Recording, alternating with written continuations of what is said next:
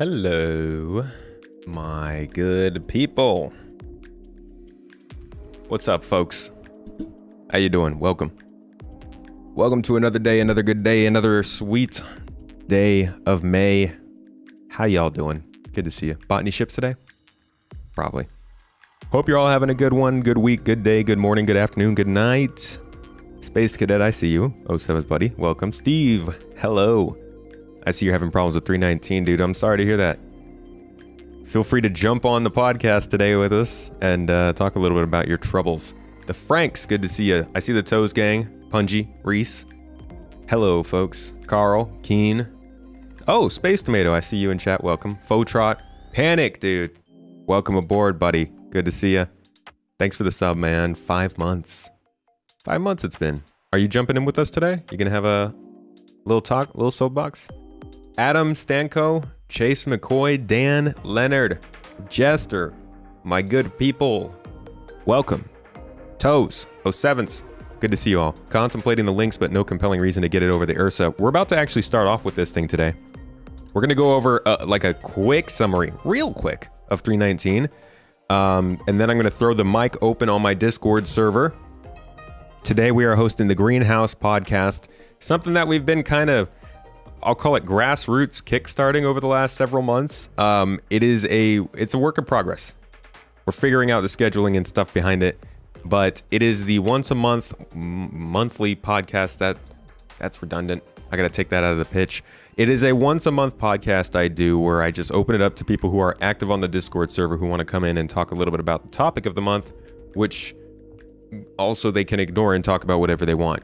You know, that's just how it is. So anybody who is active on the Discord, you know who you are. If you'd like to join in with us, the event will be starting shortly. You can jump into the lobby, check mic real quick.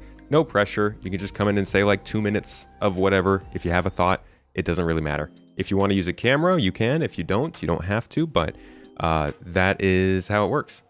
But before we get into it, let's talk a little bit about this. What is this, you might ask? The newest vehicle in the Star Citizen is another... It's actually not a straight to flyable. Oh my gosh. What happened to my chat window there? My chat window got so big. I've broken it. It is actually not a straight to flyable. This has been in concept since we got the Constellation Phoenix, which is a luxury spacecraft. Now, this is supposed to be the luxury rover that goes with it. And it just came out. It was just, I guess, revealed yesterday. I have not really looked into it at all. I haven't seen the trailer or anything, but I thought we could jump into the Q&A and see some of the answers that they had about this vehicle before we start. Still should move Greenhouse to Saturday. Yeah, so the whole idea is Greenhouse is going to be on Saturday. Today was just the last time we had to do it on a weekday. Obviously, we want to do it on a Saturday so everybody can come in and visit, but tomorrow is Citizen Central. So gotta pick which podcast goes on which day, and Citizen Central has a little bit more pull. So we're doing that tomorrow, but normally this will be on Saturdays, and you guys should have a little bit more notice than the day of for that. Lord Skippy, thank you for the super chat, dude. Good morning. How you doing? Hefty work today?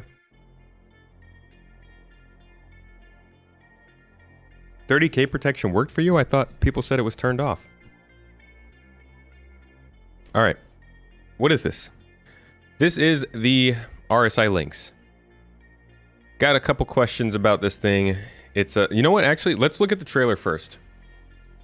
I haven't seen it yet.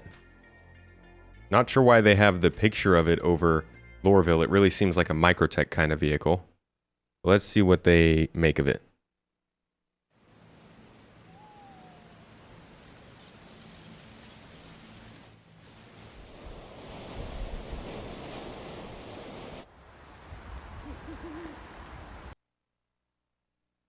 All right, so like it's a car.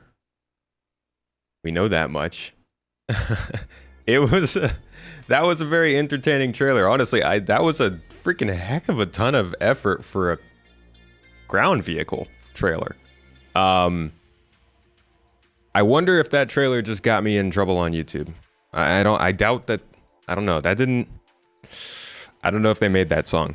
That might have been a copyright song. We'll have to find out on the stream later. Yes. Thanks for the lost money. Yeah, that was a cool trailer. It was definitely got the exploration sense, which was nice. Somebody mentioned that there was unfamiliar stuff in there. That was a lot of pyro. I saw Pyro 1 in there, and Pyro 3, I think it might have been. But it's a cool looking vehicle. It definitely looks a lot better than the Ursa. This would have been cool if this is what the Ursa was. I don't know why it has a turret. It's weird. Even the luxury vehicles in this game have just very out there in your face turrets. I like the shape and the profile a lot more than this. Definitely from the top. There's a shot in here on Pyro 1. This one. Love that.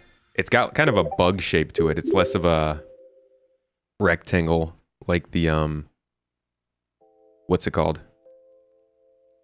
Like the Ursa. It's called Lower Hangshaw Streets?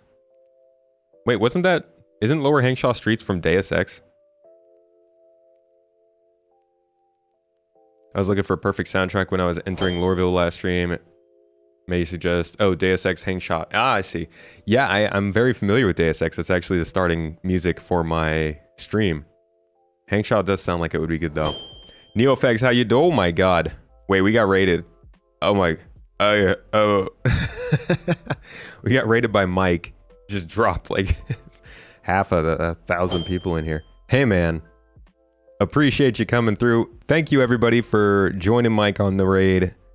Love you, buddy. I gotta actually talk to you, Mike. I gotta talk to you about tomorrow.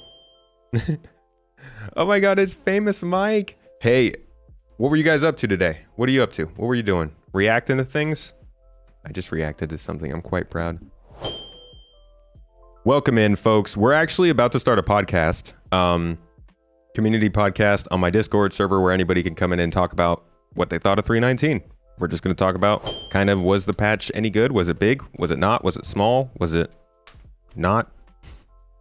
Mike got dunked hard and rage quit. I love dunking and rage quitting. Some of the best stuff to do in Star Citizen. Star Citizen is ultimate rage quit material. Honestly, somebody could probably start a YouTube channel about it. You gonna write that down? Call it SC Rage. Scrage. Scrage quit. You just watched videos today? Dude, that's super chill. I like that. I have to start to rage quit. I've been working on it. I've been mostly studying and practicing in private. I have to, you know, pick the times well because we have neighbors, but I've been getting ready. I'm starting to play the game a little bit, practicing my rage quits. I'm up here on camera, you know how it is. Ace, thank you for the super chat, dude. Appreciate it. You're waiting for some of these fixes to come in. Yeah, I'm hearing that the server crashes are getting pretty bad. I had a couple yesterday. SCL is about ships. Yep, we always have a good Invictus week. Actually, last year, we had really, really good news dropped on Invictus week, Star Citizen Live. Like, they talked a lot about the heat system. They talked about control surfaces. Let's see, how far back do we have to go for this? Where am I? Where are we? I think they call it like all ships, nothing but ships. All ships Q&A. So this was pretty good last year. If you look at the timestamps, we get things like how does VTOL work? Talked about snub ships a little bit, so they'll probably talk about that today. They talked about refueling. Overall, I think it'll be a decent Star Citizen Live if they're talking about ships. Some of the stuff that we might expect later this year or in 5 years. Best thing to share how long it took to set up. How long what took to set up? Oh, the rage quit? Looking forward to Alien Week. We're going to have to talk some lore when it comes to Alien Week. Let's get back to this Q&A. What are they saying about the Lynx? Tell me Lynx things. Will the passenger cabin have special cushioning or suspension to prevent guests, inventory, or beverages from being jolted when traveling quickly through rough terrain or along steep slopes? They said that the suspension is slightly softer. You won't get that wonder bounce, providing a more comfortable ride for those aboard. However, it ultimately is based on the Ursa chassis, which is fat and uncomfortable. No, which requires some level of compromise to keep it functional off-road. It really is, though. The Ursa does look a lot beefier than this thing. which you know obviously means luxury. This year Invictus was disappointing for you. Nothing interesting, no real new stuff, and new vehicles without purpose. Some would say this is a good thing. The war of the opinions on what they should be focusing on. The fear of the rage quit is why you've delayed getting back into the game after so long. As long as you remember that thing, it is a game. You want some more Polaris update? I don't think they'll talk about that. What else do we have here? Are the passenger area closets set up as vehicle inventory? They are. There are 2 of them next to the VIP seat in the rear. Honestly, it's a car. I don't know. I'm not seeing any interesting questions. Self-defense, different tire setup than the Ursa. It gets a slightly higher top speed, lower weight, lower durability. The ability to upgrade or change wheels and suspension is something they plan to support in the future, but not in the initial release, so not for a long time. Will the Lynx have roughly the same exterior dimensions? We can kind of see it's not. Lynx has a luxurious interior for meetings and short excursions. Does it include a bed? Nope, no bed. How do players access the vehicle's components? Component bay. What stands out? It's more agile and faster than the Ursa. So maybe this will be something what we see in the Daymar Rally a bit. Much less practical rear section for cargo transport. Yeah, so if you don't care about cargo transport, this is basically your passenger transport version. But the Ursa's passenger transport too. I don't know. Sounds like you're really just getting some speed. Higher grade components? Nope, same grade as Ursa. Specific paints or customizations? Same as Ursa. Stocked fridge? Hey, it's got a couple soft beverages. So there you go. That's what you're getting. You're getting a couple extra drinks. How about that? Yeah, this is probably an addition that's going to be appreciated years down the line. Something that's inevitable with Star Citizen is a lot of vehicles and a lot of ships are going to be basically one or 2 derivatives off of something else. And in the short term, that feels kind of annoying, but in the long term, all that kind of variety is going to be really, really cool to see play out. It's going to suck in terms of tech debt, and it might end up with them never really being able to get on top of all of the ships and vehicles in the game. But as far as the amount, the pool of vehicles for players and NPCs to use in missions and like set pieces and all this kind of stuff, it is cool to see more vehicles come in. And it's off the backlog. This isn't like a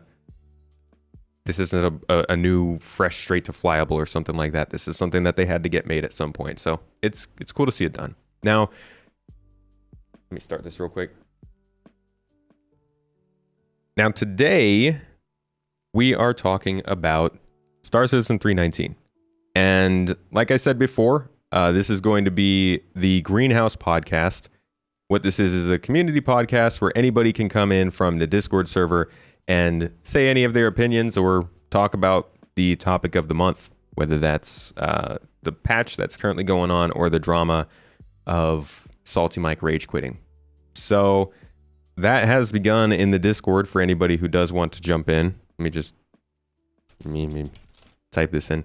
And I would love to hear your opinions on this. But before anybody else gets in with us, we can start to kind of review what came with 319 in the first place.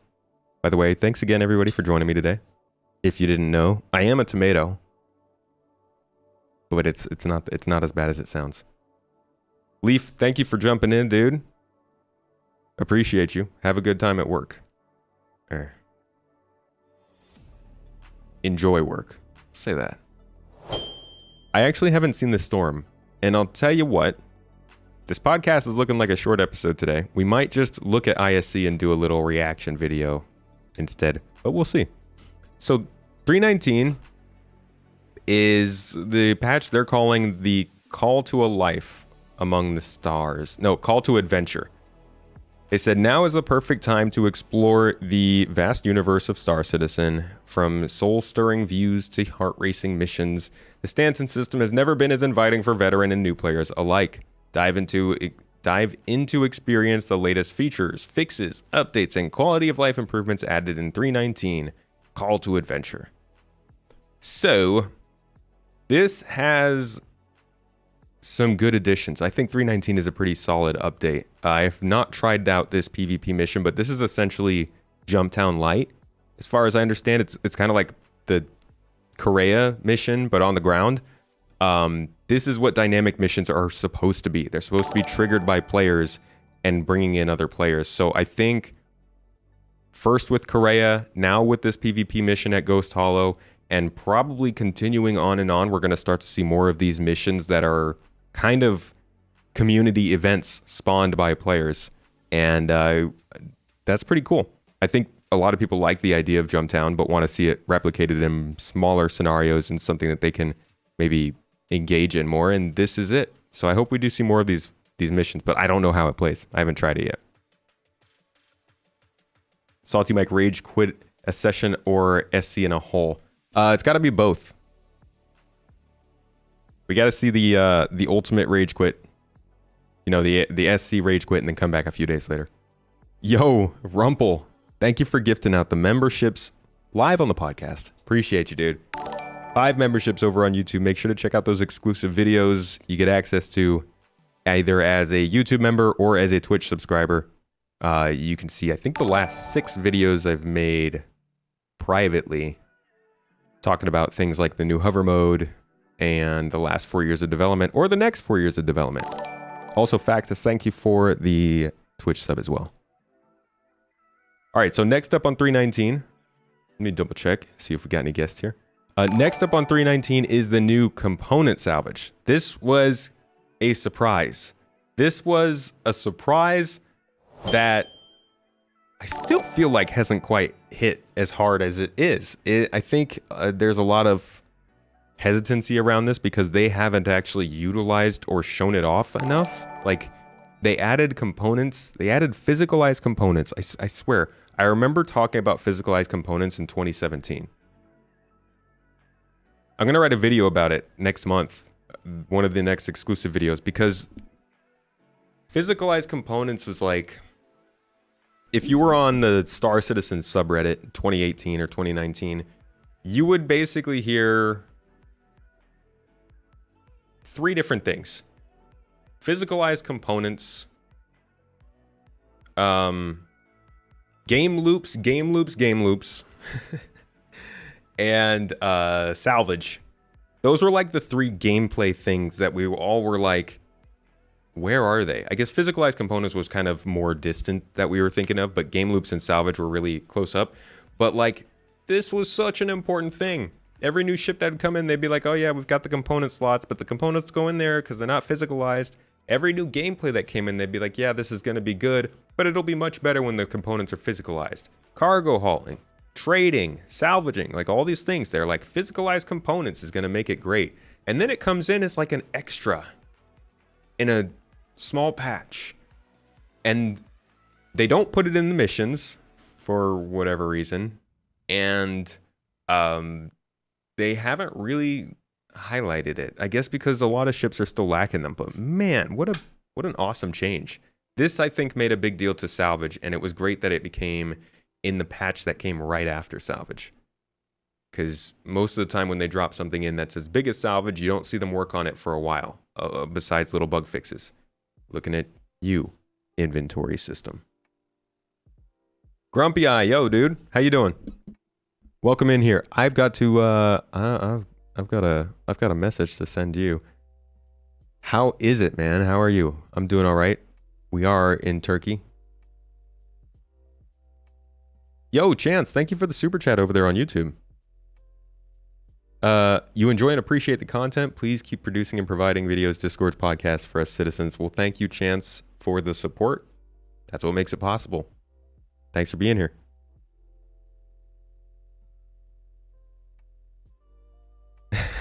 I didn't ghost you, Grumpy.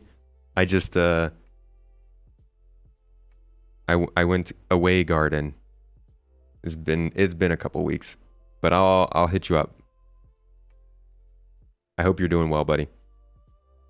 Cargo elevator loading, unloading is going to be a big thing. Yeah, those will be big for cargo hauling, especially when it comes to the stuff with the components.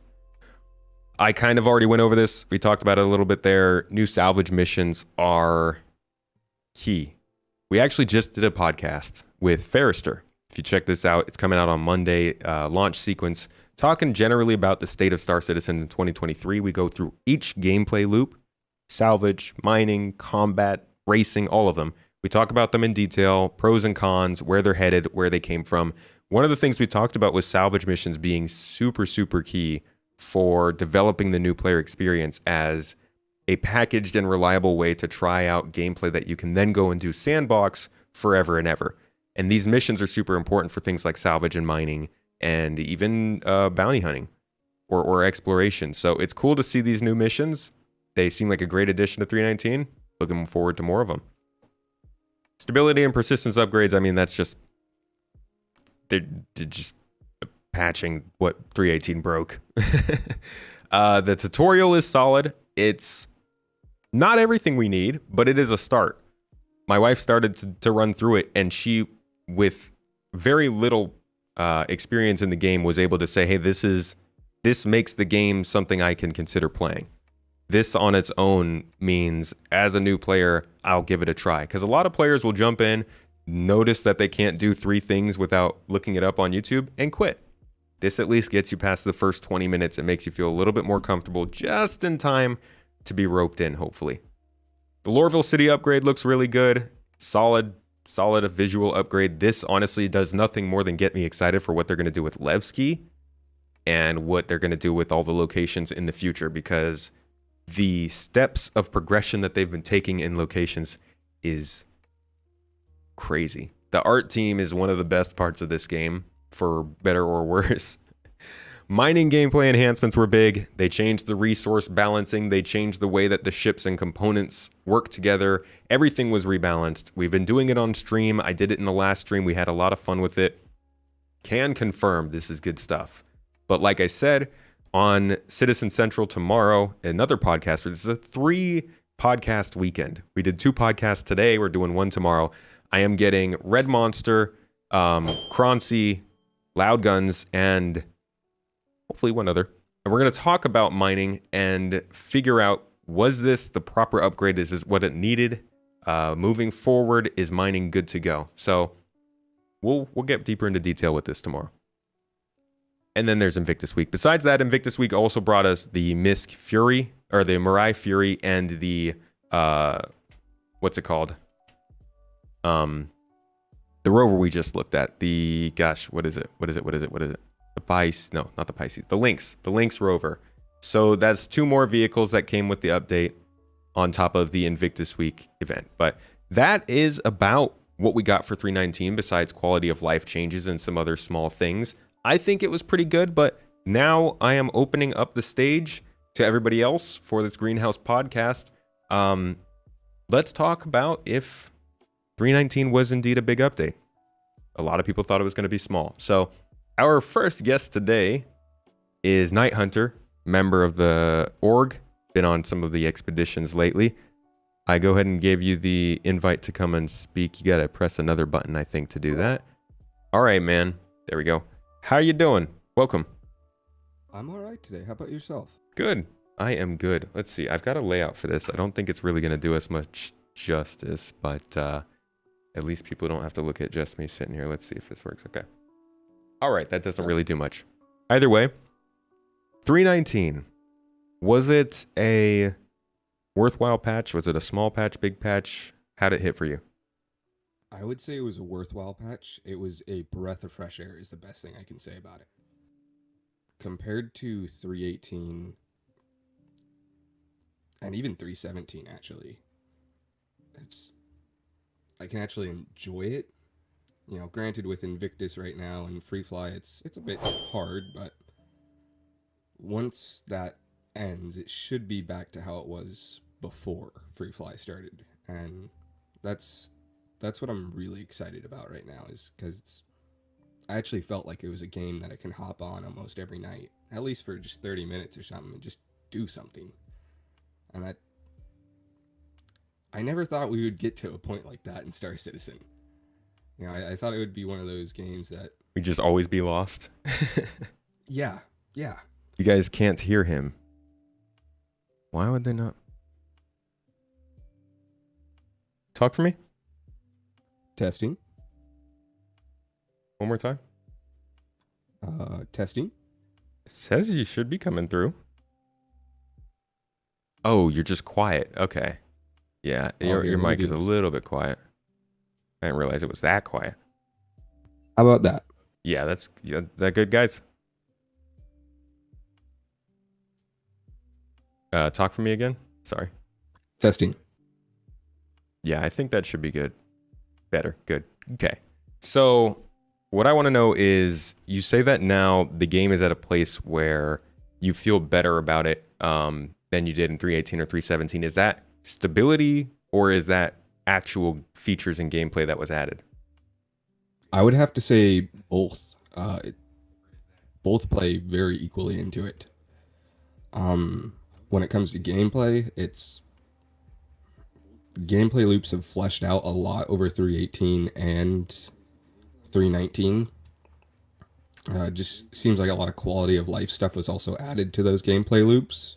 I think we can hear the echo from your feed of the podcast. Possibly. How about that? Yeah, I think you should be good now. Sorry, go ahead. Okay. Sorry.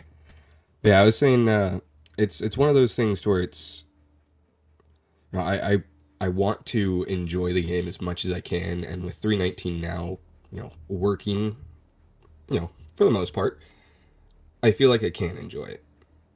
So I don't know where 3.20 is going to take us in terms of stability. I'm hoping it stays the same. I also know that's also going to be a hefty patch. Yeah, 3.20 is going to be fat. That's going to be big. Yeah. Yeah. But if we can get even, I want to say 75% of the stability we have with 3.19, with 3.20, that will be kind of amazing with how much they're going to be adding. So have you not been struggling too much from the server hiccups and stuff, the 30Ks that people have been having a lot lately? Oh, I personally have. FreeFly has been quite the challenge for me. But right before FreeFly and the very beginning of it, before we had too much server load, it was amazing. I was getting almost 50 FPS in Area 18. That's pretty nice. I wish I could do that. Yeah. Well, yeah, I agree. I think that 3.19 is definitely, in terms of gameplay, it feels like the most accessible. As like, I've been doing this no ship stuff for the last few weeks. The hardest part has been getting around, but as far as actual gameplay there is to do, it's expanded a lot, because the mining, while it was fun to get into a mole laser and mine for somebody, it didn't feel like you were making a huge difference. There was no salvage, and we didn't have the cargo refactor allowing you to move things around for people. So like, that's 4 to 5 major things that you can do as crew rather than as a pilot, completely gone from the game before 3.18. So I've definitely felt that growth in gameplay you're talking about. Stability wise, I think that 3.17 felt better. But this certainly feels like a good step forward from 3.18 and the possibility that was a drawn-out cycle of PES instability. Something like what we had from 3.0 to 3.3 was very, very rough.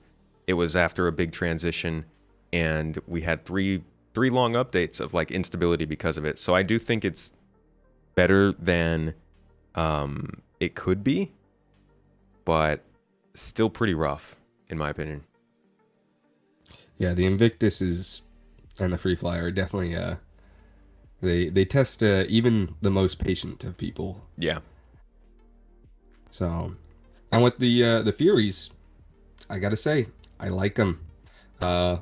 Weren't implemented with the best of thought, mainly fuel. But I like them, and we all know they're definitely an LTI ship. It's just LTI. Yeah, that's an interesting one. I've got some thoughts on that. I gotta try it out a little bit more and test it out. But final consensus for you. Or actually, let me ask first, how long have you been playing? How long have you been in Star Citizen? So I've been playing since 3.13, but I've been a backer since, I want to say 2014. Okay, so you've been around. Um, is there any similar patch you would say 319 is to, or where would you slot it in terms of like size of patch compared to others that we've gotten?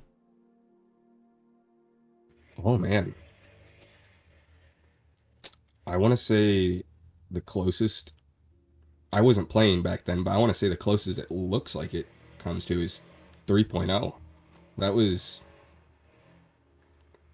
You mean I are you saying the combination of 319 and 318 for that? both. There, I can't really think of any other patch from 3.0 to all the way up until 3.17 that added that much into the game. The physical Like it, components is pretty big. yeah, and with salvaging too, and the massive mining refactor we just got. It's Yeah. As a when you take them together, 318 and 319 as like a quarter of patches, yeah, I would say far and away biggest in 3.0. yeah, they Definitely. are. I could be wrong, but didn't they say it was on the same code branch? As 319 is to 318. Yeah, they're on the same code branch to make it an easier transition. Okay, yeah, it was 320 that was going on to the new branch, right? Yep. Yeah. All right, yeah. All right. Well, Well, I thank you. think that's about it. Yeah, thank you for joining me for this one, Night Hunter. Anytime. Catch you around. Okay, so definitely agree. I think if we can cheat, you know what's going to be really fun is doing an end of year video. Because 318 was delayed into 2023, the difference from Star Citizen Live on January 1st of 2023 and live on January 1st of 2024 is probably going to be the biggest one-year change we've ever seen in the game. If they can get in the new EVA model, the next version of the cargo refactor, maybe the new version of bounty hunting, passenger transport, and a couple other big things, I think this would be the biggest year of change we've seen for the game so far, which would be impressive. It'd feel good after the last couple slow years. All right, our next guest is Punji Stick, a regular here in the garden and a member of the org. I'm gonna invite you up. Oh, I guess I just needed to accept the thing on the side there. Oh, well, there we go. Hey, how's it going? It's going good. How are you? I am good. Can everybody tell me, is the sound okay? Can you hear them? Give me a blink twice if you can't hear them. Okay, I saw no blinks. 319, Star Citizen. I know you've been playing because you've been running a lot of these events. How has it been, in your opinion, so far? Frustrating, but despite how all the bugs, the various issues that have been popping up, I would consider, like, in combination with 318 and 319, like you were talking about, like these two patches together on the whole, I would say kind of like the good bones phase. We've got improvements to AI, we've got improvements to mining, introducing and expanding on salvage. Those things, like, in combination with like all the other stuff that's already in, as long as if they focused from this point out on stability for the like live build, I think it could sustain us well until they're ready to like throw PTU, like throw 4.0 into PTU or something. And then we start over. Yeah, and then we start over, wailing and gnashing of teeth. Everyone's calling it a scam, saying it's the worst experience ever. CIG needs to fix everything. But no, like, even with all the bugs, it's easy for me at least to see that what we have like in these last couple of patches are really good. they just need to make the experience more reliable. Yeah. It's a good thing it's just a little broken. Does this patch do you feel like you're playing any sort of a different game now than you were a year ago, or has it just felt like good incremental improvements? I would say good incremental improvements. It's probably not what they want to hear. Yeah, and he did like the salvage stuff was cool, but it's like also just a part of the game. It's not anything that like changed the whole landscape of how we play and what we consider. People still throw on their noob suit, go out and do bounty hunting, and if they die, they die. If they kill like even a hammerhead, it's not like they're hanging around to wait for someone to come and salvage it. Yeah. But like that, a lot of that stuff is still very much forced. If you're running VHRTs with reclaimers in tow, that's very much a contrived, like, you set up your own fun sort of thing, and that's what we've been doing since 2015. Yeah. They're missing a lot of the small supporting things that would make all this stuff easier to do. Mm-hmm. And PES, to you, does it still feel kind of like it's a background thing that hasn't made a huge splash? I would say it's actually a pretty noticeable feature. Like, you go to a bunker, you see little leftover tales of people's prior experiences. There have been a few times where I was just like screwing around on the surface of a moon, and I come across a random wreck in the middle of nowhere. I would say, like, it's not a huge like intrusion into the game or anything. It's not like at the forefront of my mind, but you definitely do notice it when you come across it.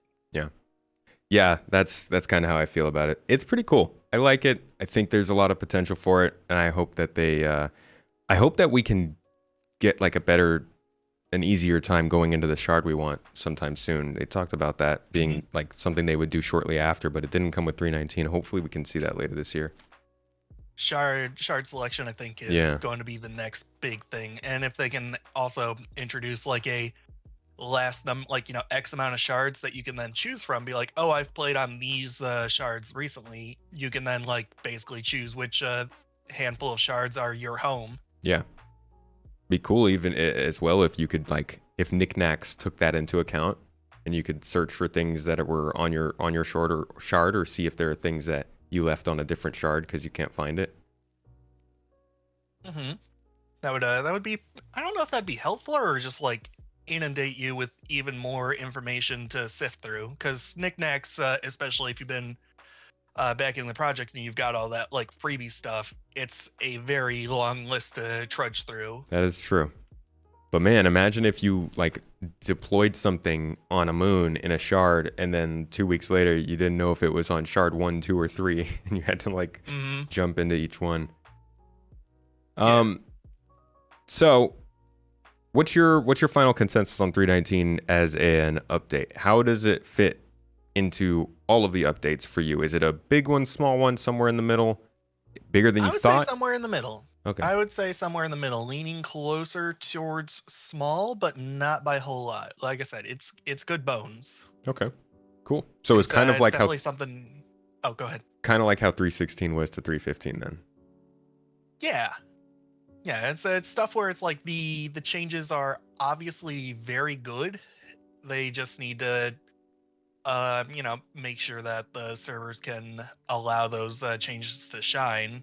And I think that once server reliability is a little bit up, once the AI is a little better at reacting, I think what we have in this patch and everything else in the game currently would be quite fun. It would be a proper long-term experience. Yeah, I think we're getting close. You can feel it. It's in the bones. All right, Punji. Well, thank you for joining me. Anything else that you wanted to add? No, nothing I can say on Twitch anyways. All right, we'll have to get that private later then. Thank you for joining me for this one, man. I'll catch you around. See you around. Alrighty. So that looks like that is about it for our guests for today. A nice little 2-person show. In that case, why don't we go ahead and jump over to Star Citizen Live and talk about what they're talking about since they're doing vehicle stuff. That sounds like a lot of fun. Go ahead and wrap this up. Thanks again for joining me, and we will be doing this again next month. Cheers. Now, let's switch on over to the YouTubes. Anybody been keeping up with their Star Citizen Live? Oh, they're on Twitch, huh?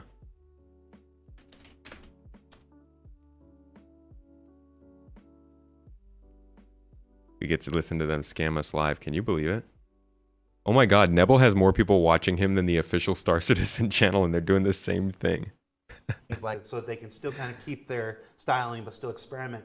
But in the real world of automobiles and stuff, you see. Hey, it looks like I'm sitting and having a show with Jared. A dozen other brands. Yeah, Jared came onto the podcast. See, he's just, he joined me. Somebody screenshot it. Jared's here. All right, let's switch over to the real thing. Well, it's like, is there room in Star Citizen for a manufacturer to look at something another manufacturer is doing, and maybe for Anvil to try to do a Crusader-style ship or something? Yeah, I mean, don't see why not. It's like, yeah, a lot of our stuff is based off cars. It's going to be a very British reference, but you have like Vauxhall cars, which is Opel in Europe, and I forget what the actual name of this particular brand was, but basically the Saab 9.3 is a Vauxhall underneath. Right. And at the time they own the same companies, and they're like, take the car, you can change the bodywork slightly, and make it a Saab. Yeah, well, and the Saab just ignored that and you didn't. look at like, was it Porsche that, Porsche always made racing cars and or sports cars and everything, and then they brought out the SUV, they've done all right, and then like now we've got Lamborghini SUVs, we've got like all and they're like, oh, that's selling all right. We'll have a cut of that pie, and And then you got companies like Mitsubishi who are making sports cars, they're making giant 18-wheel trucks, they're making TVs, and it's like, what's that brand identity? So it looks like instead of the Star Citizen lifestyle they did last year, where they did like news and like updates on features, they're doing sort of the roundtable they did at IAE, which is, it's good for some info, but this is we're definitely gonna get less useful info from this format.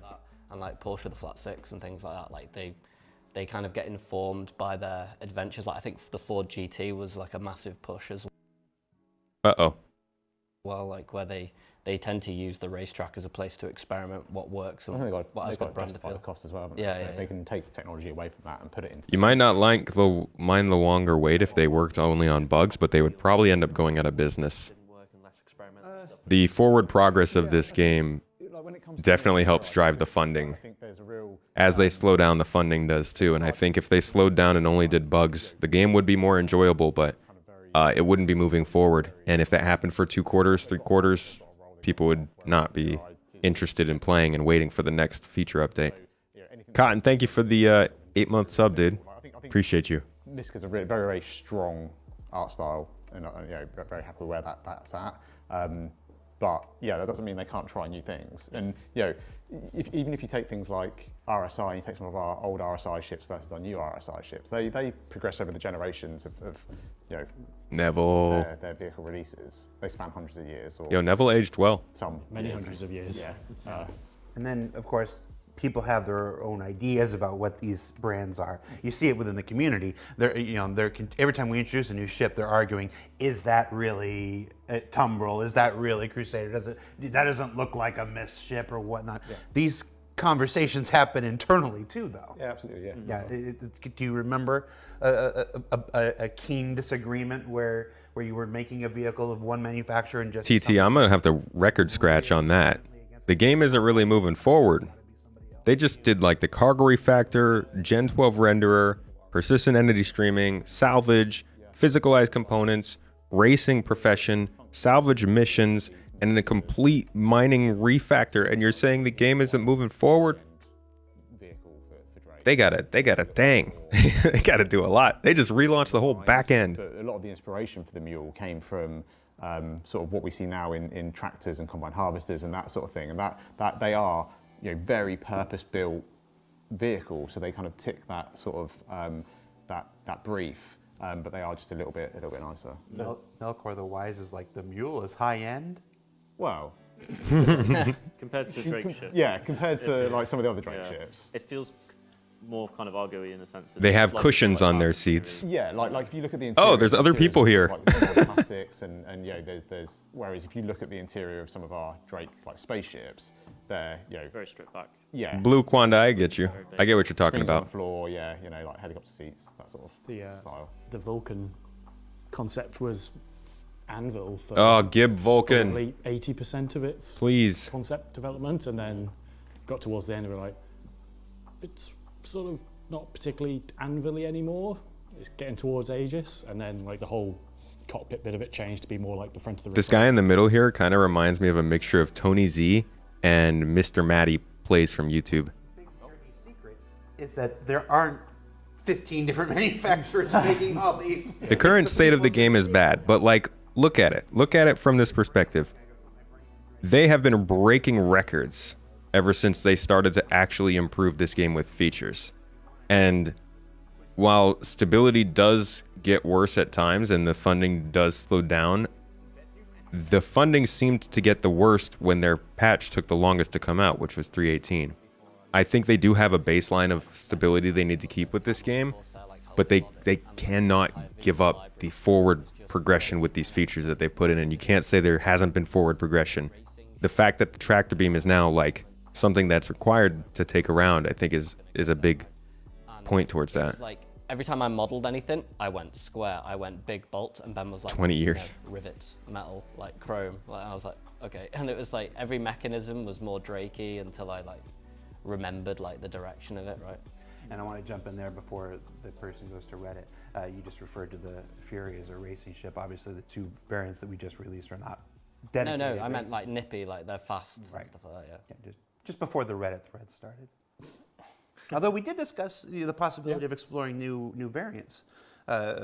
Let's talk about that real quick, because this is the instability has been Invictus show crappy. and whatnot. I agree with you there. Let's take a minute. It's my show. We'll do whatever I like. Pitch me a variant. So John, for those of you who maybe haven't seen the show or whatnot, during the Invictus, the Fury segment last week, John said that we're open to exploring additional variants of the Fury in the future. We're here. We're live. Yes. Hi. Put you on the spot here. Cargo Pitch loader. me Cargo Fury loader. variant. Just Hull off the C top of your cargo head. loader. If- Come on. if Tractor Fury beams on it. variant, what's the first thing that comes to your head? Here? Boarding variant. A what? Boarding variant. wait. So the front of it, the actual circular thing at the front would actually be to the small docking collimatric.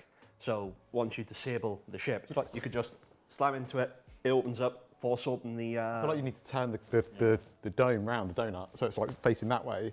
So it kind of goes this way instead, and then you just like. You'd be Well, quite you a could just have the lackluster ship come boarding out. party, though. Well, you disable the ship. If you've got one of them in your ship, you can then use that to get over. So you don't have to EVA over. You get in it, you fly over. It's really manoeuvrable. It's really good handling. Go on. So you'd have it with wings, and they're basically the claws, or Latch on. without wings, and it just gets shot straight out of Jeffrey's tube. Oh no. Get launched into the ship. Again. Oh. But in essence, yeah, that would be mine, because then you could use them to forcibly board and try and take over other people's ships. But there's only one of you. I guess but- you'd have to send a lot of them. That's risky. You're the weapon. Do you not have faith in your Be own on my FPS own. ability? Does it detach once you've got out? Or No, it stays attached because you've forcibly docked yourself with, just like, what's the other one called we made? Legionnaire. Just like Legionnaire, but single-person Legionnaire. So you forcibly dock with the enemy. I'm about as high as I can get. And then you try and steal the ship. Volume is about as high as it can get. Well, if you're just not that good at FPS, fine.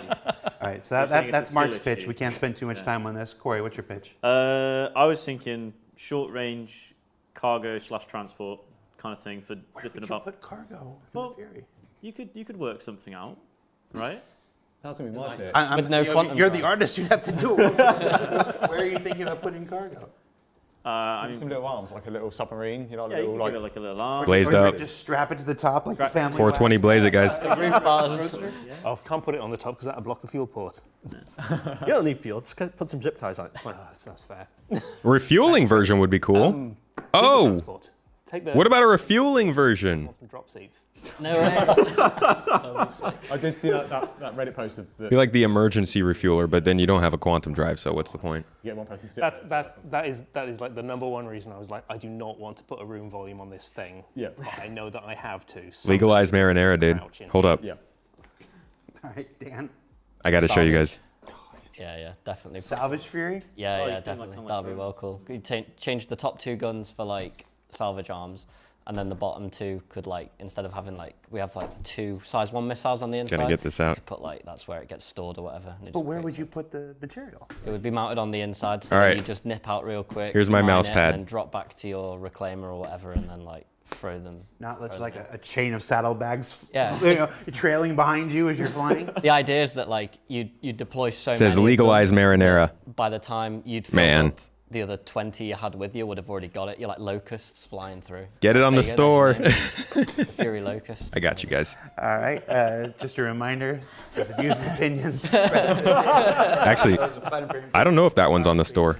Or its subsidiaries. Ben.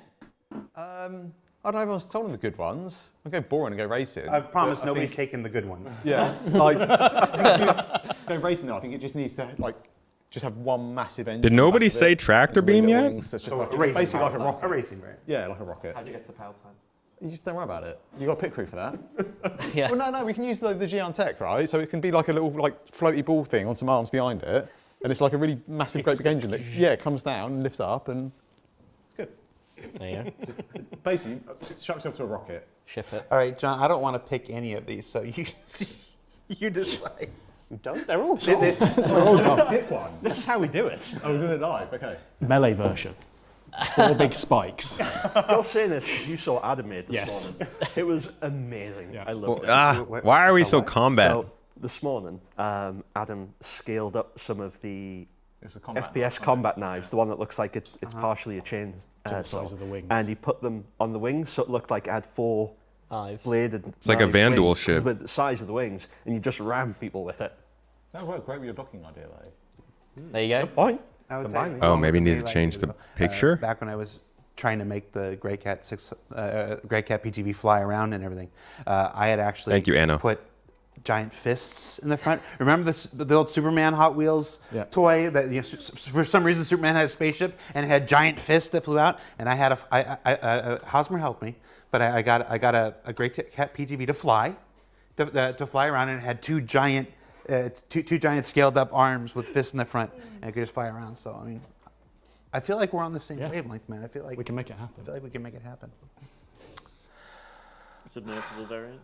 What? I want Start ship the spaceship news. submarine argument. Come on. All right, so we're about halfway through the show already. Seriously. Let's jump into some backer questions. Yeah, Questions. These here were we go. questions, that were submitted on Spectrum and voted up by you, the viewers, and in no particular order here. Saw this one coming. How do you expect to work through the backlog of ships, and at what point in the game? God, I really hope they talk about the heat system today. Such as the Kraken, Polaris, and Perseus. Now, this one's a when question. So, but let's go with the core here. How are we expecting to work through this backlog? Cool.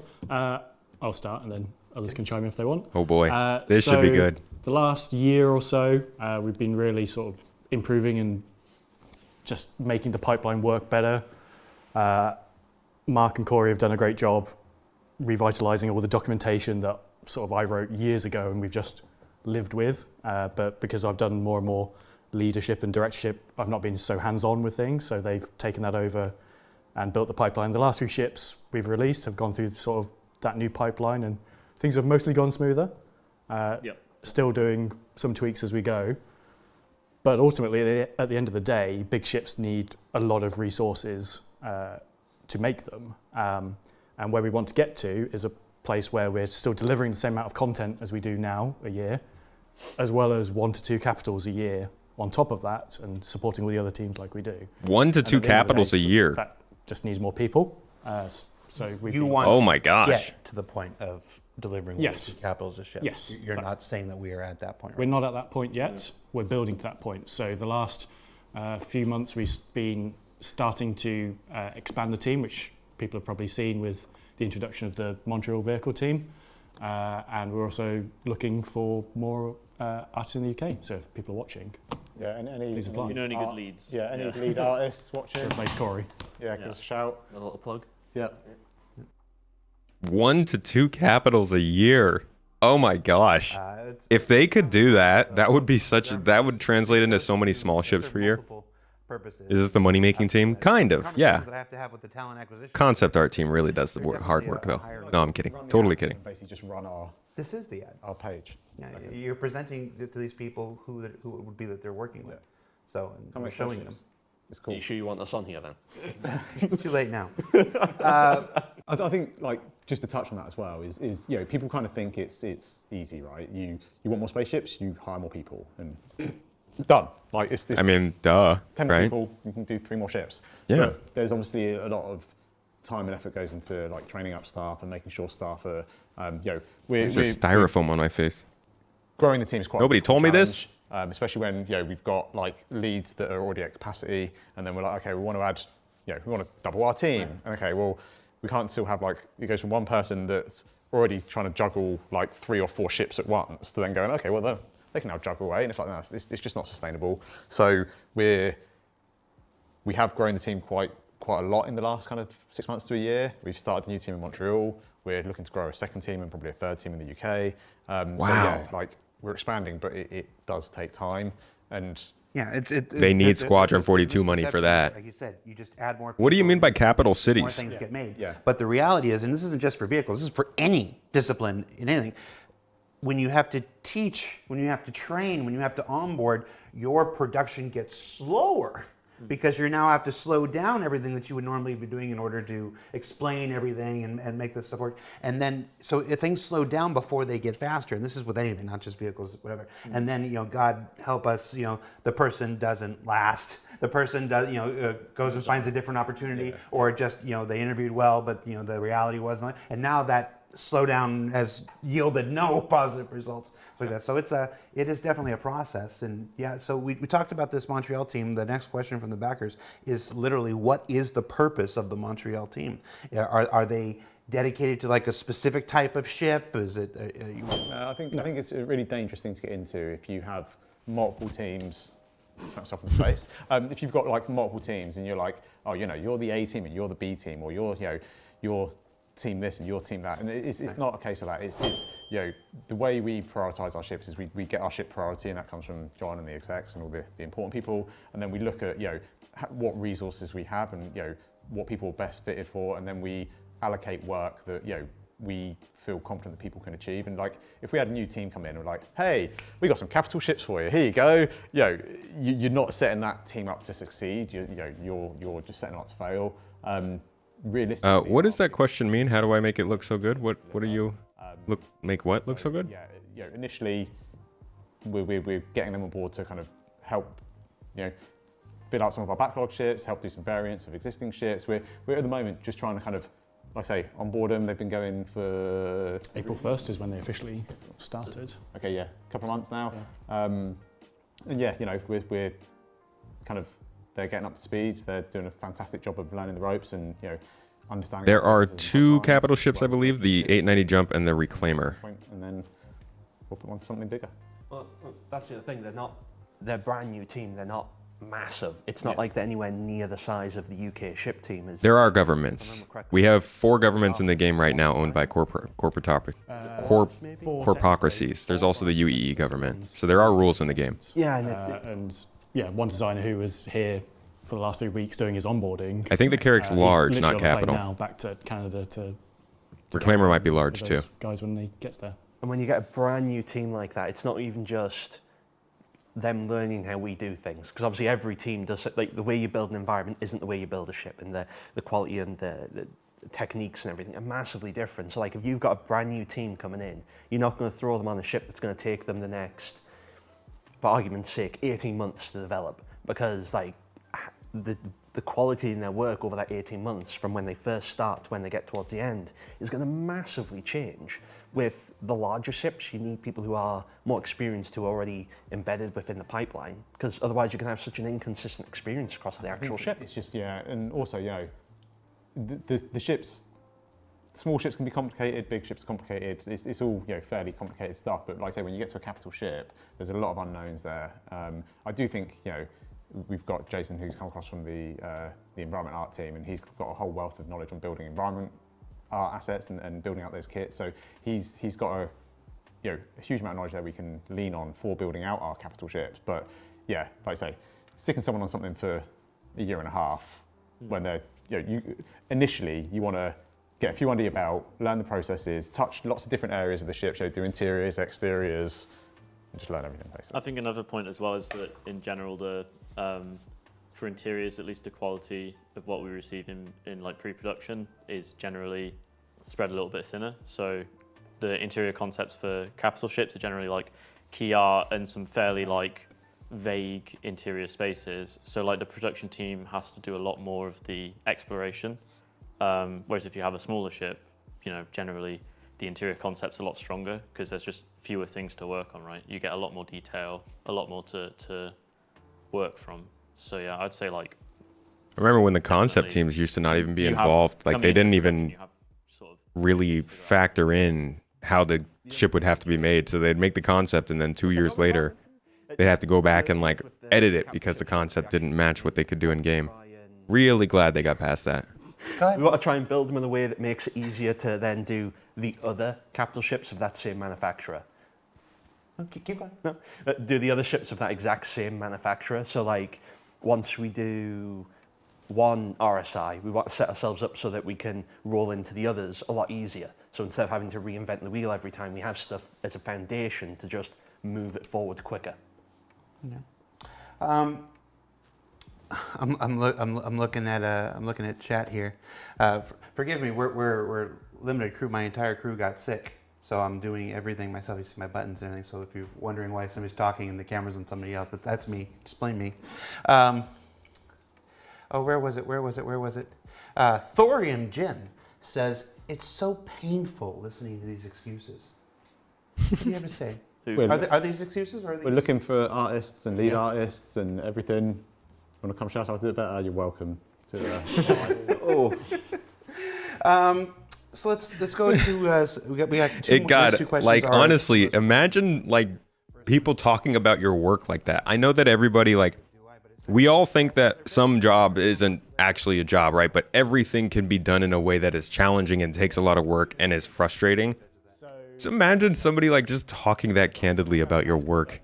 God. So with the development of the Hull C, we've pretty much figured out the last hurdle. And in fact, Chris is responsible for the test that I got him to do for it, where we can have object containers, which is the interior collection of assets, loaded as an item, loaded onto the ship, because that's how the rear of the Hull C is attached to the ship and moves with it.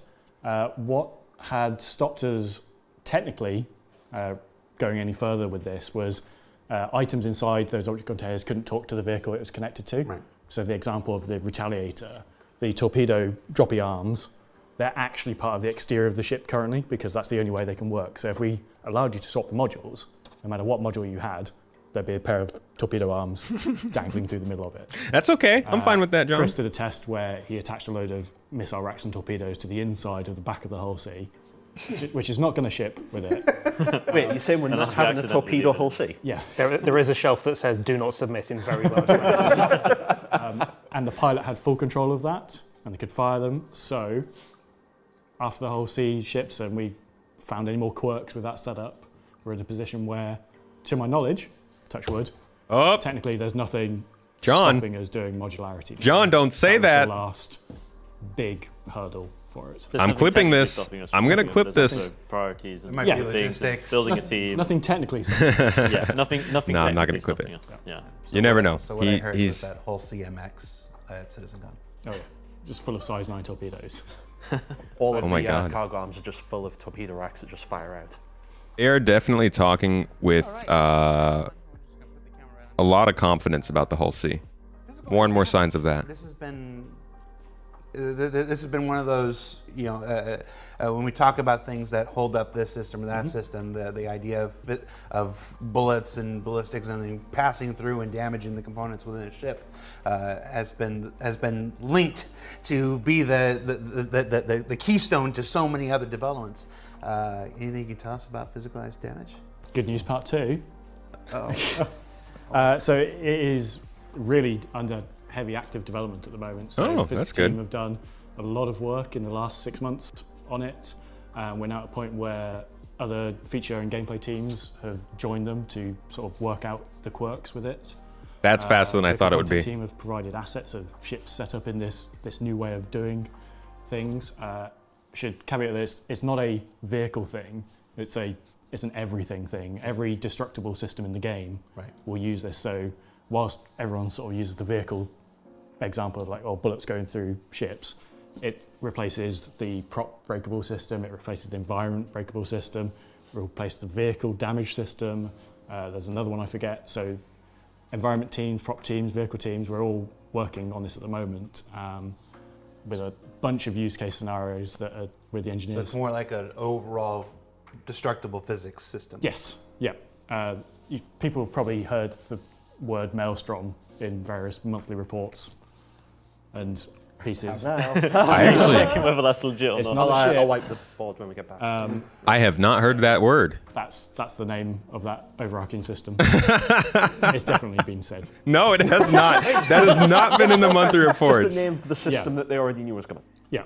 Yeah. I don't know. Internal project name. But by giving something a name, you give it power. Yeah, now we know. Maelstrom. It's more than just the physicalized damage for ships. I love that. It is a global destructible physics system that we're not going to sit here and commit to it being applied to every single element of Star Citizen. No. There's always going to be performance considerations. But you develop the system, and then you start to see where you can plug it in and apply You'd find use cases for it. It'd be like a general system. Okay, that's so much bigger than I thought it. That's really cool. This is another one of those tools that, this is another one of those physicalized components, cargo refactor kind of systems that is gonna be a big change. I didn't realize it was covering all of the game and not just ships.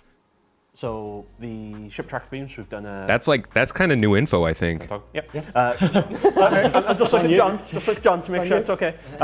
We've done a lot of work with them recently. We have Thomason. current Nice reference. implementation set up on multiple vehicles that are meant to actually have the tractor beams attached to them. Their current implementation works from a vehicle setup standpoint. There's still some remaining work to do from the actual EUPU team. They're actually delivering the vehicle tractor beams themselves. But right now in the environment we've developed it, you can spawn the ships that have them in and use them. Another big bit of confusion is because the sizing, when we did some of it, we did it to weapon sizes instead of component sizes, whereas EUPU have done their development on it. They've decided they want to go in the direction of component sizing rather than weapon sizing. So some of the size numbers will have changed, but how much they lift is consistent for how much we've always please wanted tell it us. to lift. So Please tell us. For example, instead of going all the way up to I think the biggest one we ever said was like size 6 or size 5 or something. The biggest one now will be the size 3. We might do size 4 if we ever do something. What can it lift? Niche situation, but What can it lift? the SRV now. is a 3, but that 3 is able to move ships, but size 2s can do 32 SU containers. I can't remember how much size 1s and 0s do, but we've just reformatted it as the systems start formalizing. So there's 4 sizes. Yep, on the ships. Size 0 is our multi-tool. Version of it working currently. As far as the vehicle content team is concerned, Size 1 would be our hand tool. To ships that were supposed to feature a tractor beam, we've now added kind of supporting geometry for them and made sure that it actually works basically. Yeah. Yes, that's the Caterpillar. Caterpillar. Yep. Caterpillar's got Nomad, 2. Cutlass, 315p. I feel like there's one more. I feel like there's one more. Was it? Connie Taurus. Yeah. Yeah. Yeah. On its, We didn't the really turret. do anything for that one though, but it was kind of a freebie, right, for now. But we want to For now. That Nomad is going to be We've done such a proper freaking killer with the geometry tractor beam on it. ones Oh where my there just god. wasn't any, because there wasn't any on the Cutlass, there wasn't any on the 315, there wasn't any on the Nomad. So Yeah, size 2 must be vehicles, and then size 3 must be like the It's probably SRV. It wasn't actually like Size 1s, we need to hear what size 1s can lift. That's what's important. Size 2s make sense as a vehicle tractor beam. It can lift a 32 SU box, yeah, but what can size 1 lift? How's the golden standard for the Retaliator going? I don't know if I'll be We'll able to make a get to that video point where we about do some all updates this on later. ships General, but this was a highly voted question. It is in progress. We're working on the cockpit at the moment, bring it up to modern standards because it's a bit old-fashioned, I guess is one way to say. It's not really got MFDs to the right metrics anymore. Right. Doing it for Squadron first, and then it'll work its way into the P when we're happy with what we need to do for Squadron. Will there be a way to dock a reclaimer to a station in the future to avoid needing to go down to the planet to retrieve it? So we wanted that originally for the original implementation of the docking collars, but we found that the current positioning of the arms and the engines were off. So we're going to have to go in and fix that, as well as I think we found the actual doors were the wrong size as well. So we need the to door sort is them just as well. some random I think we looked door. at that and we did some work towards. No, we wanted to do it. We just didn't have time when we were doing all the other Docking salvage collars. work. So it's wanted, but it's going to require changes to the exterior, the physical arms and everything, which are very complicated mechanisms. So it's a big time investment. So something that's going to get done, but it's when we can find resources to actually do it. Because, like you said, with the ramp up, every time we try and expand the team, we're losing resources to actually train the new people that are coming in. So complete rework for the reclaimer. I'm just kidding. I was trying to make a joke and then I got the names mixed up. There's certainly a lot of room for improvement with the reclaimer. Like the rear cargo lift and everything needs the whole rear section of everyone's favourite multi-stage elevator. Wait, did you say Starfare or Reclaimer? Reclaimer. Okay, so Starfare is perfect. See, that right there is why it's okay that they haven't made a bunch of capital ships. Imagine how many capital ships they'd have to redo if they had put them all in the game already. Oy. Absolutely. 890 Jump's going to need it. Starfare is going to need it. Reclaimer is going to need it. Personal feelings too. Let's see. We talked a lot about the capital ships. Things like this. One of the most voted up questions here is about the Polaris. Simply put, is the Polaris actually in production? It shows that it is on the progress tracker, but the Apollo was once on the progress tracker at one point as well, and priorities change, and yada, yada, yada. So we'll go to Camera John here. There's one. Camera John. There we go. That just sounded like Ben wanted the question. No, I didn't. Oh, good. Ben, you were talking crap. I think it's only fair. Ben. All right. So is the Polaris in production? I'm going to talk about the Apollo. Let's talk about capital ships and when they're in development. Mystic, so, what's up? The Apollo is now a capital ship. Yeah, it grew so much. How you doing? Thanks for jumping in here, man. So the Polaris is I'd say it's more in pre-production. Like we are spending time investigating it at the moment. As we've already kind of hinted on, when it comes to doing our capital ships, we want to make sure that we're tackling them in a way that allows us to scale up to not just do one capital ship and we can tick off a few more from the lineup. It is like literally the last couple of weeks we've been looking at it, breaking down the concept, breaking down what is involved with actually delivering it. I think what people need to understand as well is, this is quite an old ship, the concept is quite old, there's a lot of gaps in it as Corey mentioned. So really we're just doing our kind of, our sanity check on everything. Live on Twitch. In progress. It will be going into full production very soon. Shortly, very, very soon. Very soon, TM. So Chris deleted the old interior setup level for it this afternoon. It's surprising. So We keep talking about how engineering needs to be figured out before these ships like the Polaris comes in. I don't know why they would put the Polaris in unless they had interesting missions ready for it. I wonder what they're going to do. Planning changes to help us further, not have us trip over ourselves. So it is in production in that sense. Yeah, it hasn't started like white boxing. We haven't started like adding assets to the editor and stuff, but we are basically doing a full breakdown of what we've got, working out how we're going to tackle it, trying to get the plans in place and answer the questions. There's some holes in the concept which we could do with a little bit more work on, and they're a bit loose. So it's just kind of breaking down that stuff. But we haven't got a team of artists that work on it. We have one, and then I look at it every so often. Corey sticks his nose in it, and it's just it's us trying to. We want to come to a point where we can come together, have a proper kick-off with the team that are working on it, and go, okay, we know what we're asking you to do, rather than being like, hey everyone, let's have a look. Click. This is cool. Yeah. Yeah, and to touch If we get a Polaris, maybe we'll see a Galaxy shortly after. often gets overlooked on the roadmap is it it doesn't particularly show like people moving on and off projects or tasks. So you could have like someone on the Polaris for 1 week and they go off it for a week and then they go back on it for another week. That will show as 3 weeks continuous. Or you could have one person come on, one person go off, then another person comes on, and that will show 2 people for that entire time. In conjunction with that, as part of all of our pipeline work, we've been moving away from our previous scheduling method, which is what the roadmap uses, to being more in Jira. And then because that live updates with the data as we're working through things, and then at some point we go back and put it in there. So there is a bit of lag in how the roadmap updates. So surprise. Yes, people have been working on it, but it's not like hey, we've got 8 artists working on it since 2 weeks ago when the roadmap said. I was going to say, like with the Apollo, because the Apollo was mentioned as well, that's pretty much what we've done on the Apollo. We had one artist working on it, doing all the pre-production work, making sure it was in a good state, answering all the questions that were unanswered on it, so it's ready to go into production. It is not in production. Yeah, we haven't got a whole team of artists working on it, but we've done all that preliminary work, and that's why it's been on the roadmap, because someone's been allocated to it, they've been chipping away at it and getting it ready. So the progress tracker really doesn't tell you anything. Next question says, Can't even tell you how many people are working on it. Have flaws with component swapping. How will this be Just addressed tells you on people lazy are. ships, and especially where components won't fit past doors or airlocks and things like ladders? I was just gonna looked at Mark instantly. Yeah, I can go with it. So a lot of that's what gold standard's for. So when we go through and do gold standards, using the retaliator as an example, a lot of the components wouldn't fit through the doors of the retaliator as you tractor beam them out and move them. So the doors and things have been widened so they would actually fit. Another thing is what components are actually meant to be taken out with tractor beam. So it's size 3 and capitals obviously aren't meant to be tractor beamed out. You're supposed to go to a dry dock and someone else will take it out for you because they're too large of components to do, because theoretically to get to them you need to cut parts of the hull out because they're just too large for a person to lift.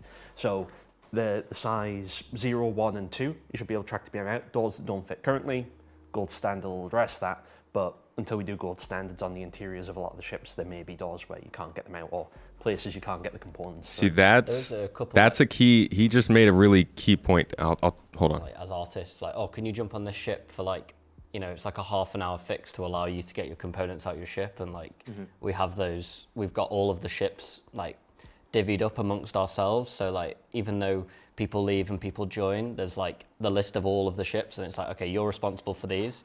So if there's a component swapping issue on like a particular ship, that like one of mine, I've forgotten which one it was, but I had to like re-move around a little bit of the room. Nothing players would really notice, but like it's just enough to make the collision a bit more comfortable to move it out. So you get occasions like that where you'll get like a random like bug come through, and it's like, oh, if you've got a spare 10 minutes to do that, you quickly look at it, you're like, oh yeah, that's a really quick fix that will hopefully make your lives a lot easier. So we do try to, even though we're like, you know, I'm on this ship for X amount of time, I will disappear for like an hour or 2 if it saves you guys the grief, you know. Yeah.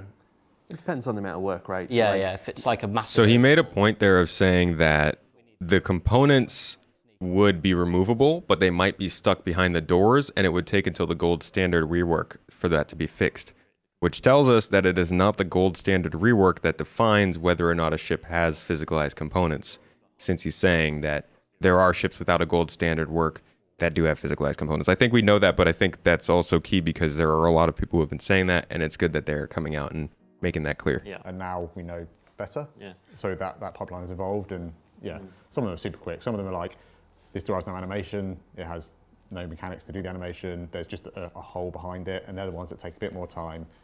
You know, somebody needs to ask about subcomponents. Why they call it game development and not game construction.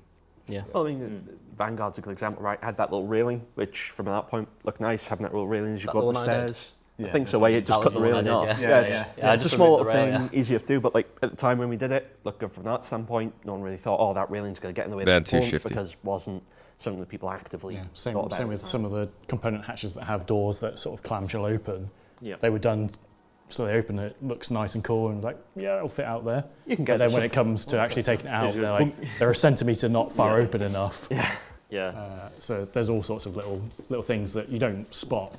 Yeah. And this is the kind of stuff that happens with any video game. It's just usually they don't have a live environment in the middle of their development. Yeah. So, It's just tech debt really. Like, you know, a feature comes online, it gets proven out, and then if we have to re-implement that into a bunch of like existing assets, you know, we try our best to anticipate what kind of features will be coming, but we don't necessarily know how that feature will work. So, you know, part of the challenge of being sort of a team that's affected by a feature is you have to then retroactively support it, you know. So I think that's a big part of what gold standard is. These are all the features we need to support in our vehicles, and it's basically making those vehicles comply with those features. We had it with salvage as well, right? Like, yeah. It was like exactly the same thing where it was like, oh, there's like loads of quick fixes we can do, or like, okay, we need to dedicate some time to this. And then when salvage first came online, we like had quite a few of us working on it to really try and like get that stuff sorted out. And other ships that were made maybe more recently, or whenever like particular ships, you'd go to fix it and you're like, this is fine. Yeah, great. It becomes a part of your, you know, your validation. It becomes a part of the like acceptance criteria for the ship. Is it needs to support this feature. So, you know, we would bring those features into the like review process and basically make sure actually, if we're making a new ship, it should have physicalized components, etc. That all of the features that exist for the ship will be, you know, validated as a part of the, you know, review process. So it's more the older content that was kind of, you know, when we first started out, we were kind of discovering what a ship. It's why each one of these that we make, we get better at it. Yeah. Ideally. Yeah. That much is true. You know, the Rock DS. It's fine. Oh, is that it? Cut you off. It's like, no, terminate it. Cut them off. Was that the emergency button? I thought he just Kill it. cut it off with the salvage Rock thing is a really good DS. example of how some things you just can't plan for ahead of time. Like salvage is coming online, we know it's going to use the UV2 damage system. We've done all that for the ships already because that's what damage does when you shoot ships. So we're good. And then when it came online, we're like, oh boy, we're not good. Yeah. Well, we didn't realize quite how much of the like the visuals would affect the actual data. So you know, the parts of the ship that were like slightly you know, wouldn't necessarily take as much damage, and they, you know, it'd look fine when you're blowing this thing up.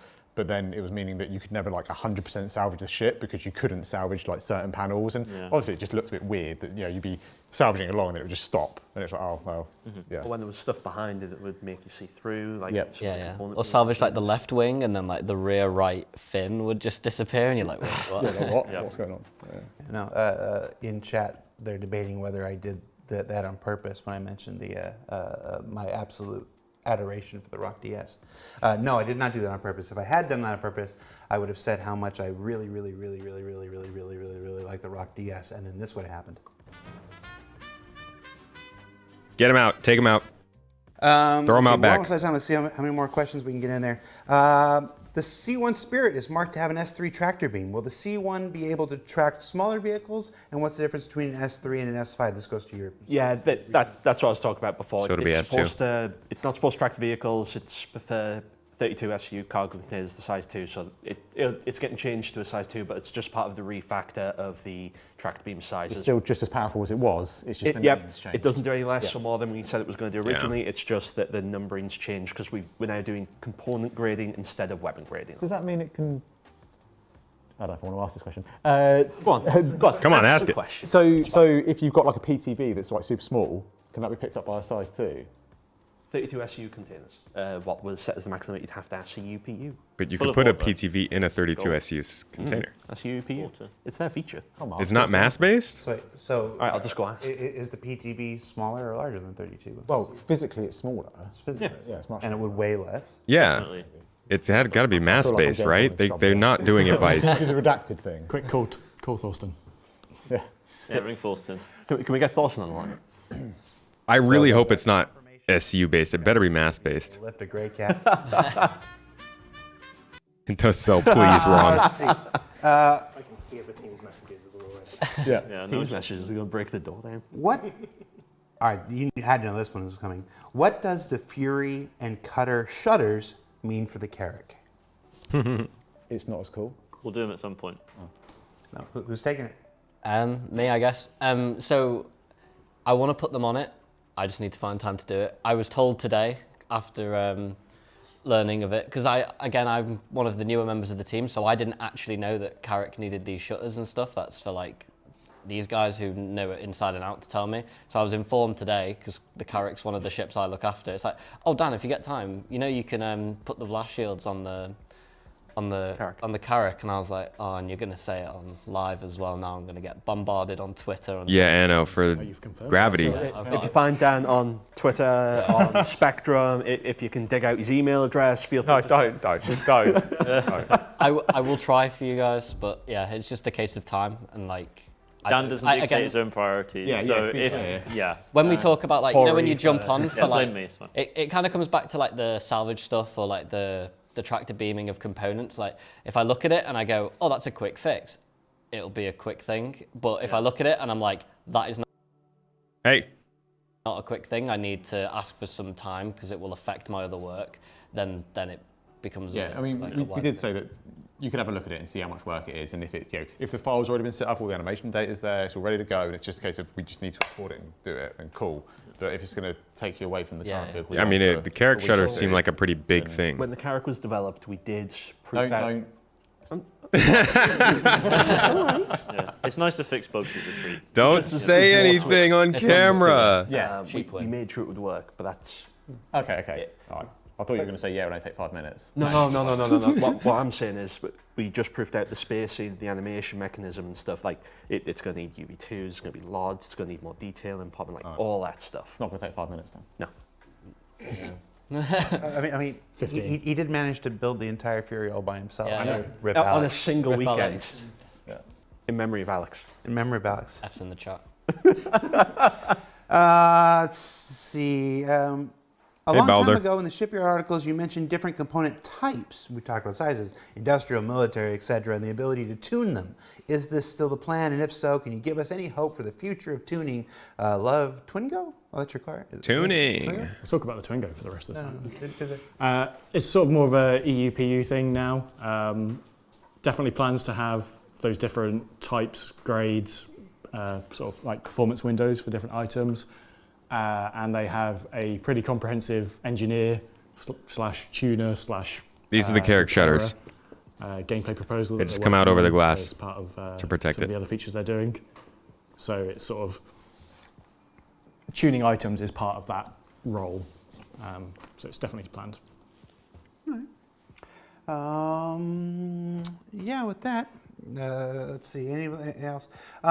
Normally, we're just about out of time. Normally, we do kind of a round robin on ships that are in production right now. Because, like you said, sometimes the public roadmap falls a little bit out of sync. They have that to some extent. Can you just give us an update on ships that are what you would consider in active production? Balder, I've been playing for a few years now. Is what we consider pre-production. Yeah. Somebody is on there scoping out the work necessary before it moves into production. But what's in active production right now? We're in the danger zone here now. Yep. Yeah, I like this. Slowly do it and look at John. I'm going to make a video about this. There's Redacted, that's on Josh. Okay. Yeah. There's Adam. Will I talk about that one? I'm trying to think what Adam's doing. Just say it. Just tell us. Spirit. Yeah. Yep. We've got Too late. Too late now. We know that. I was pretty sure that one was safe. So we've got the Spirit in. What else do we have? SLV. I love this just game. Finished art and design. This is the best part of Star Citizen Live. Obviously, Hull C. Yep, Hull Just C. at the end. These are some in its big final ships. Teething We've got some stages. more Redacteds that are on Chris. Now we're getting into the less known stuff. Give us something. Come what on. else is it? What the US working on? X1? Okay, we know that. X1's about to start. And the car too. They're going to say Sentok Yai. That's had a little bit of work done there already, but. Yeah, the Storm is storming through production. He did it. No, it was in the segment. It was in the episode yesterday. Oh, you said the storm is coming through. Yeah, no, we actually we missed a narrative bit. It's, again, some of the things that missed through. It's like, in case you guys didn't catch it from the episode, the Tumbril Storm is in a concept promotion right now as part of Invictus, but it is already in production with the LA folks. It's looking good. That stuff you saw at the end, that was not concept art. That was the actual white box and in the gray box. We'll watch that after this. I haven't seen it yet. They're doing the Santok. Yep, Sentok Yai. Come on. All right, here we go. We'll be showing you an update on the Sentok Yai for Alien Week in just a few weeks. Oh, they're not going to drop it for Alien Montreal Week. working on some variants of an existing ship. Yeah, we don't know anything Just else trying to about mentally go around the floor. Pretty sure that's all of them. Because we're doing Retaliator stuff we're doing, we talked about before. Come on. G12. G12 will be going. So in the next year, backlog ships that will be going into production. Caveat: Ooh. things can always Yeah. change. Yeah. Polaris, Apollo, G12, Raylan, Oh, X1s. Raylan. I'm noticing something That's exciting. conspicuously absent.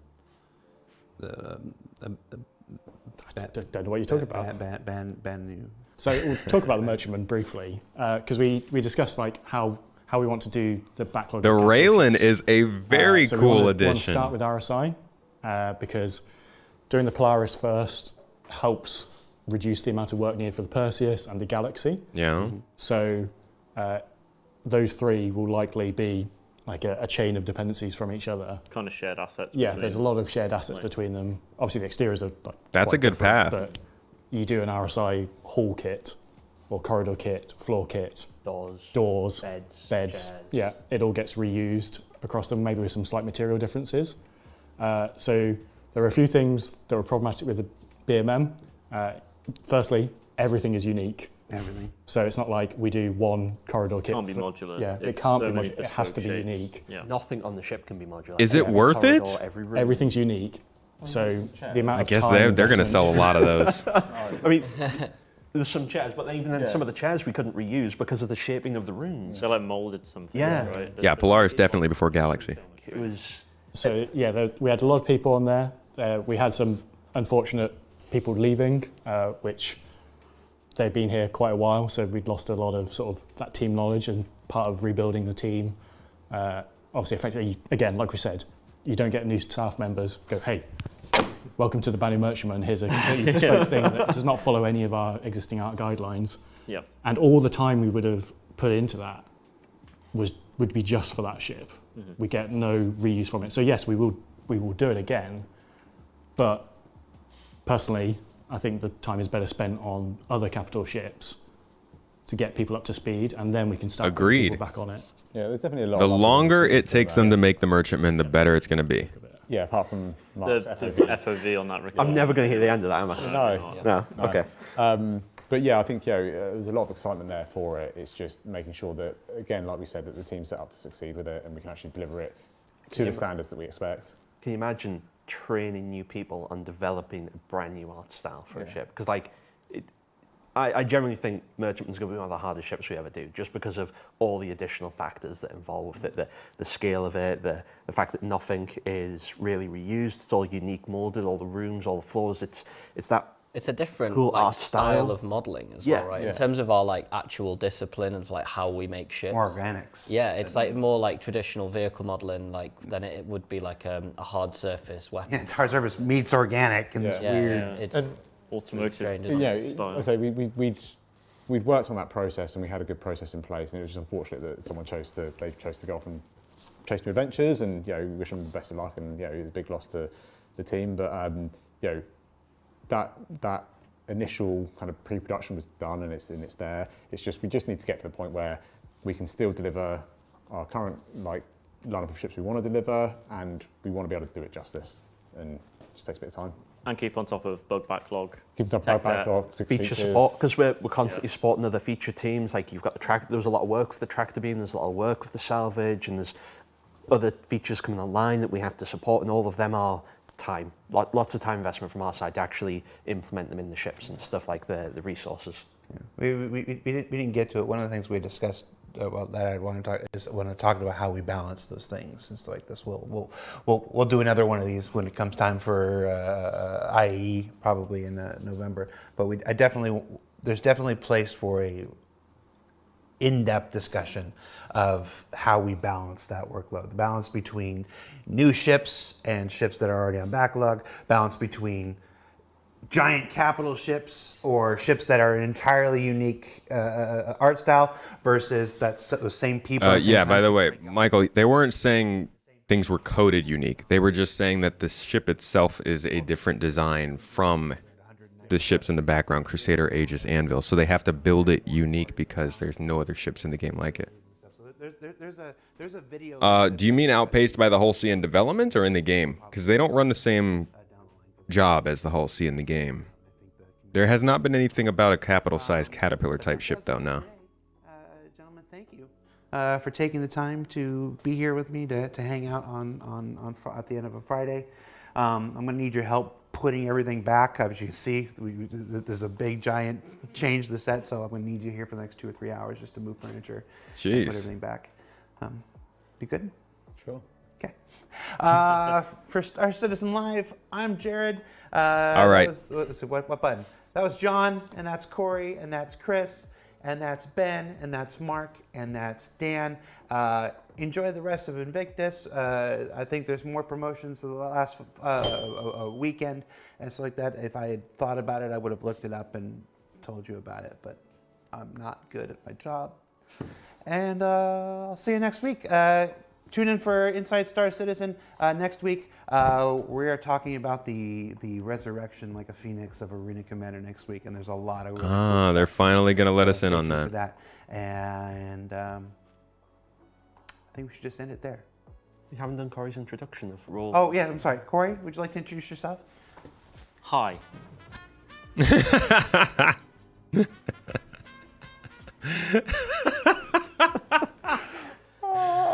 Oh Made it, no.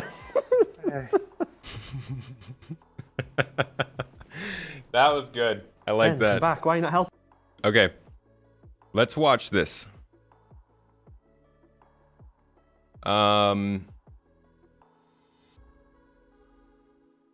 why are we still recording? Are you the only one who thinks Perseus, while looking amazing, feels just worse than the Polaris in every way? Perseus has the guns on it though, right?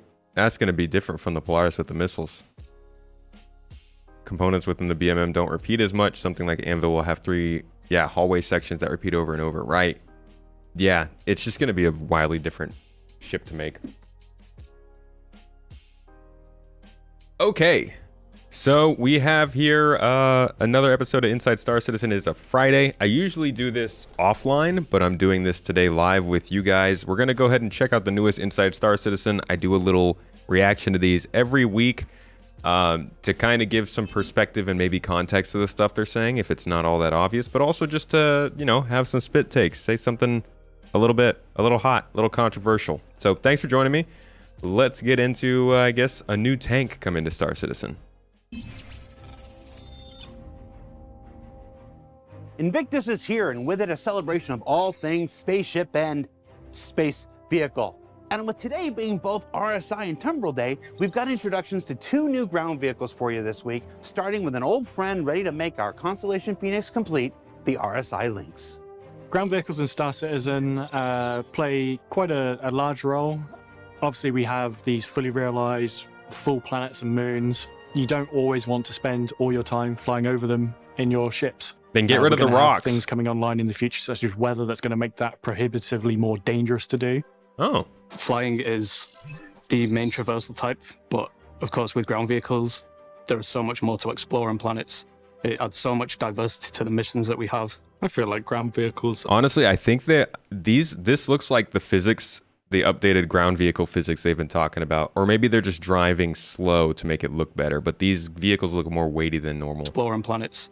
It adds so much diversity to the missions that we have. I feel like ground vehicles are an opportunity for players to have fun and explore the terrain of our lovely planet. That looks more familiar. Going in from a top side, but really getting in and around with the dunes and the broken ships and stuff. The fun, the dynamic. You get some feedback from the road. If you enjoy driving, it's something for you, isn't it? It's not always a spaceship. You need to have the options. I mean, if you don't have a ship, how are you going to get from A to B? You need something to get you there. And if you're going from A to B, then someone's in the way, you get a tank. Or the dreaded PTV. Anybody who was here for Area 18 module knows that thing's deadly.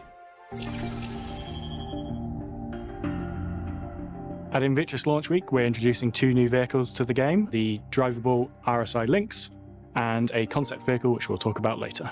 The Lynx was introduced alongside the RSI Constellation Phoenix back in 2014. It was mentioned as it's sort of an add-on to the Phoenix. The Lynx 9 is RSI's years. more luxury counterpart to the Ursa rover.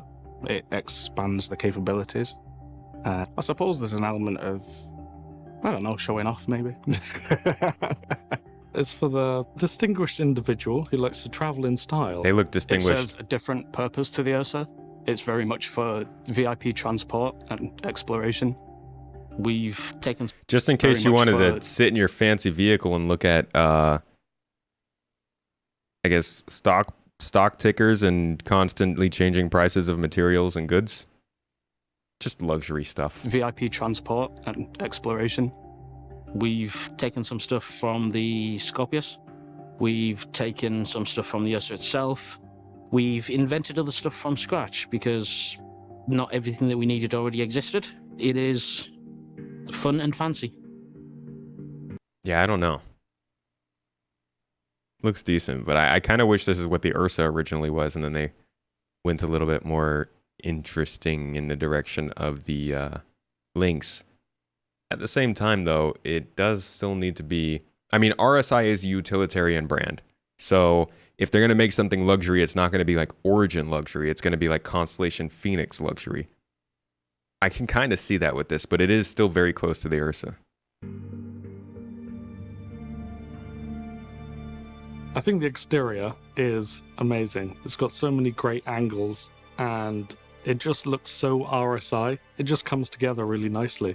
We took the Ursa and we basically made it beautiful. It trades out some of that rugged utilitarian functionality for just a more enjoyable experience to Look at those cushions, very luxury. ride around exploring in the back of. So it's a lot of clean, glossy panels, higher quality materials, and less dense detail, more focusing on angular lines. We're very constrained with the overall size dimensions. It has to fit in the Phoenix, so we couldn't make the vehicle any longer, wider, taller, so we had to work to the same footprint. We've tried to not have too much visible mechanics on the outside of it because you don't want to go up to a fancy luxury car and just see the engine just there. You know it's a car, you know it's got an engine, you don't need to know where the engine is.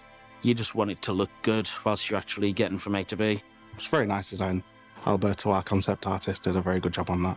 We had quite a lot of references to new electric trucks, that type of thing. Got a clean day running lights thing. A very good job on that. Are they on Daymar? Are those people dying? We had quite a lot of references to new electric trucks, that type of thing. Got a clean day running lights. I like stock As you soap go around operas. to the side, you've got like a peek-in window of the cockpit. So underneath you can sort of see feet. I don't know why you'd want to see feet, but yeah. Super judgy. You can. And then we've got the suspension uprights, which are finished in like a goldy colour, which is quite nice. It's quite ornate for something that sort of takes the load of the vehicle and that kind of thing. A very nice 13-piece door. 13-piece on my side. You're not going to see 13 pieces. I think my favourite thing on the Lynx is the wheels. They are quite unlike anything else we've got in the game. We've tried to go for wheels that would seem a little bit more luxurious, so we've gone for a shape that will kind of make them a little bit quieter. They look pretty cool. They're very evocative of those sort of sand racing tyres with the big ribs on them. They give it a very strong visual identity from the outside. My favourite thing about the Lynx is the huge rear windows. It's got this lovely wraparound window. It just creates a very different atmosphere inside the vehicle. Whether you're having in-game business meetings or just chilling with your friends, having that scenery so on display right next to you really adds to the whole experience when you're just sat in the back with your champagne. When you step in, we've got some TVs that pop out of the sides of the panels, Ooh. some personal storage, and seats, which move. And you can push a button and they will spin around. You've also got a location for storage, which obviously folds away so that if you've got something you just want to put up Just carrying some hazardous material along. there, you don't have to see it, but you know it's there. We've also got a weapons rack. It folds itself away and it pops out. It's got some nice little smoky glass doors on the front of it. Rack. What is that? Is that a cast? You don't have to see it. That's but just you a know skin? It's there. We've also got a weapons rack. I've never seen that skin before. It looks almost like one of those dart blasters, but as a rifle. Folds itself away and it pops out. It's got some nice little smoky glass doors on the front of it. The lighting is designed to be a more habitable area for your luxury passengers. We have a magnificent full-length fridge, and off to the left we've got a couple of shelves where you can store stuff. We don't say it's a drug storage location, but secretly it is a drug storage location. Just don't tell the cops. Is it cloaked then?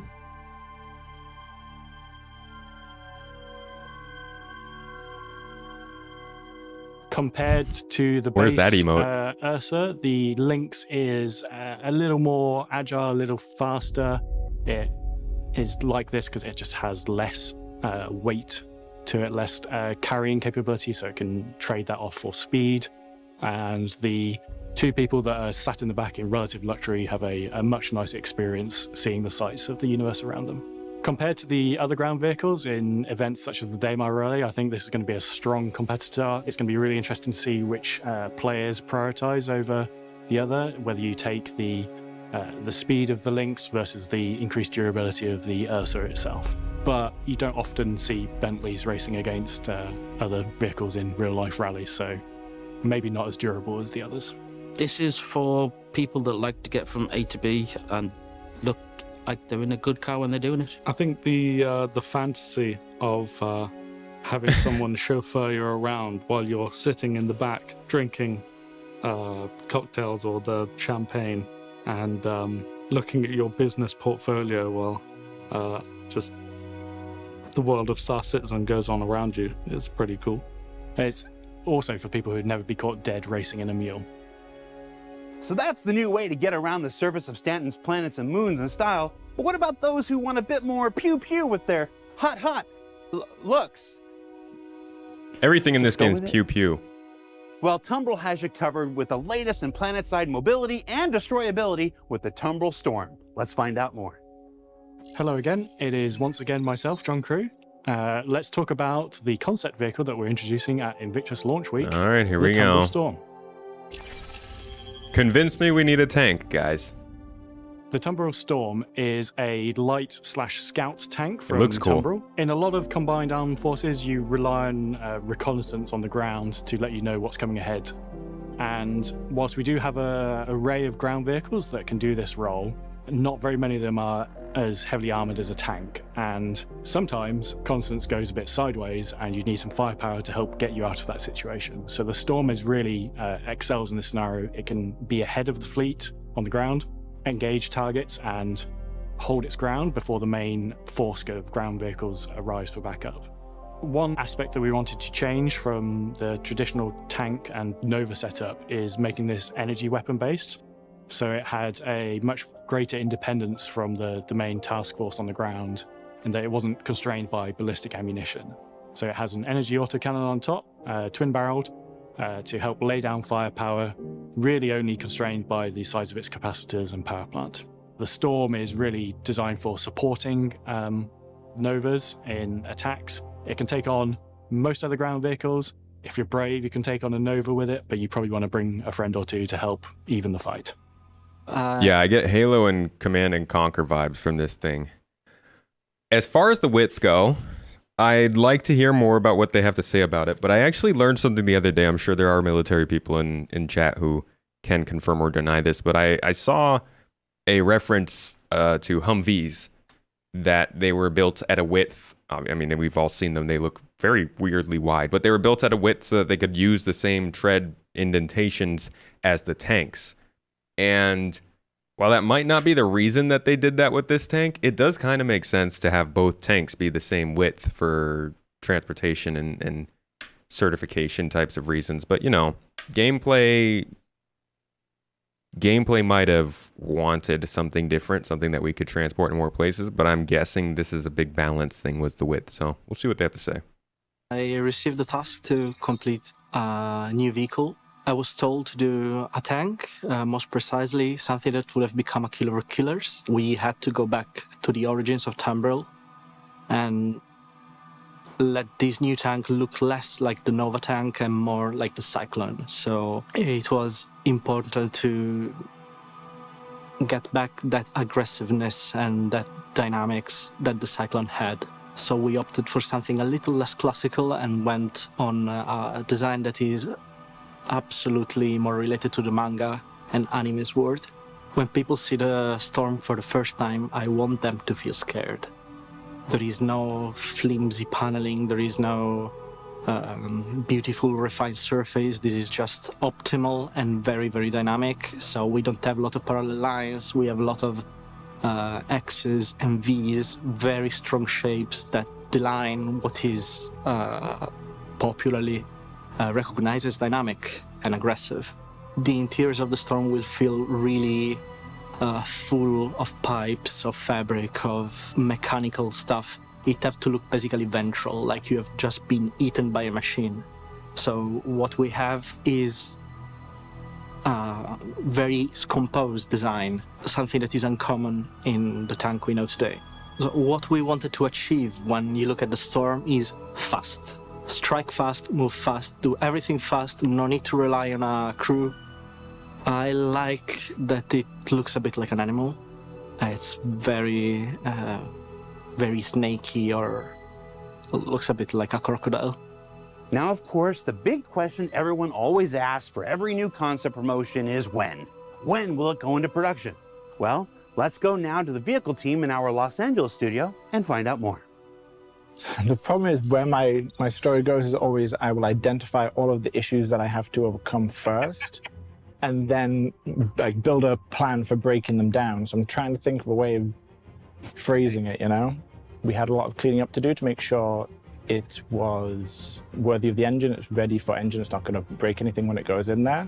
And that was what most of the initial white box work we did, at least from an art side. For design, we were more concerned about alleviating a lot of the issues we knew were present with the Nova, stuff like traversing on uneven terrain, exiting the hangar. These are issues we solved first, rather than waited until later in production and realized there were more difficult tasks to overcome. So most recently, we finished Gray Box. We completed all the animations. Currently, I am doing a material and detail pass on the tread housings for the Tumbril Storm. This thing has challenged me in ways I haven't been challenged before in working in the game industry. For example, the treads took a couple different iterations so we got right, and to be able to get like the right movement as it deforms to the ground planes. This ship is definitely more organic than anything I'm used to, and I suppose it's like its own challenges, but it's been a learning process. The art is to continue on to LOD 0, finalizing all of the art assets, making sure everything's going to be correct for when we move on to all of our higher detail, tertiary details that will go into it later. Nice looking animation. Everything from the way the doors open on the tank to the cockpit itself. When you go inside this thing, it's like stepping into a mech. It's completely different from any other vehicle I've seen in this game. My favorite thing about Storm is going to be... They definitely could have done more to put obvious armor on the front to emphasize that, yeah, you're sitting here, but we got your back. The role of it. The Nova is a very, very big tank. It requires 3 people. It's got that big size 5 cannon. You don't always need a size 5 cannon. Some people may disagree, but I don't think you do. The Storm is a little bit quicker, only requires 1 person.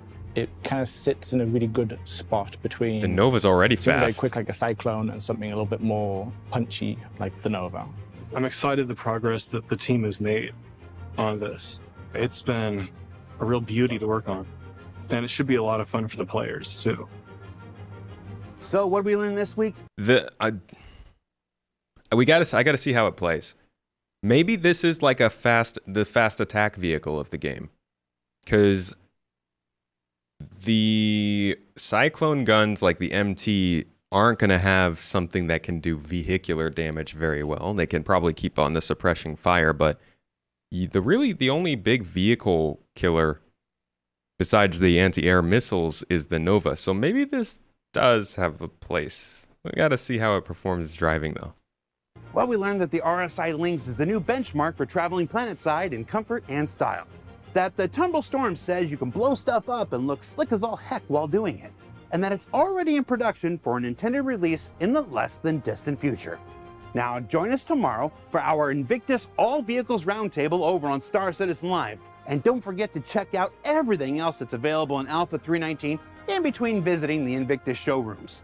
For Inside Star Citizen, I'm Jared Huckabee. Thanks for exploring the process of game development with us, and we'll see you all here next week. Agreed, Remco. I think the Nova tank also needs some work still. Hopefully it gets an update along with this.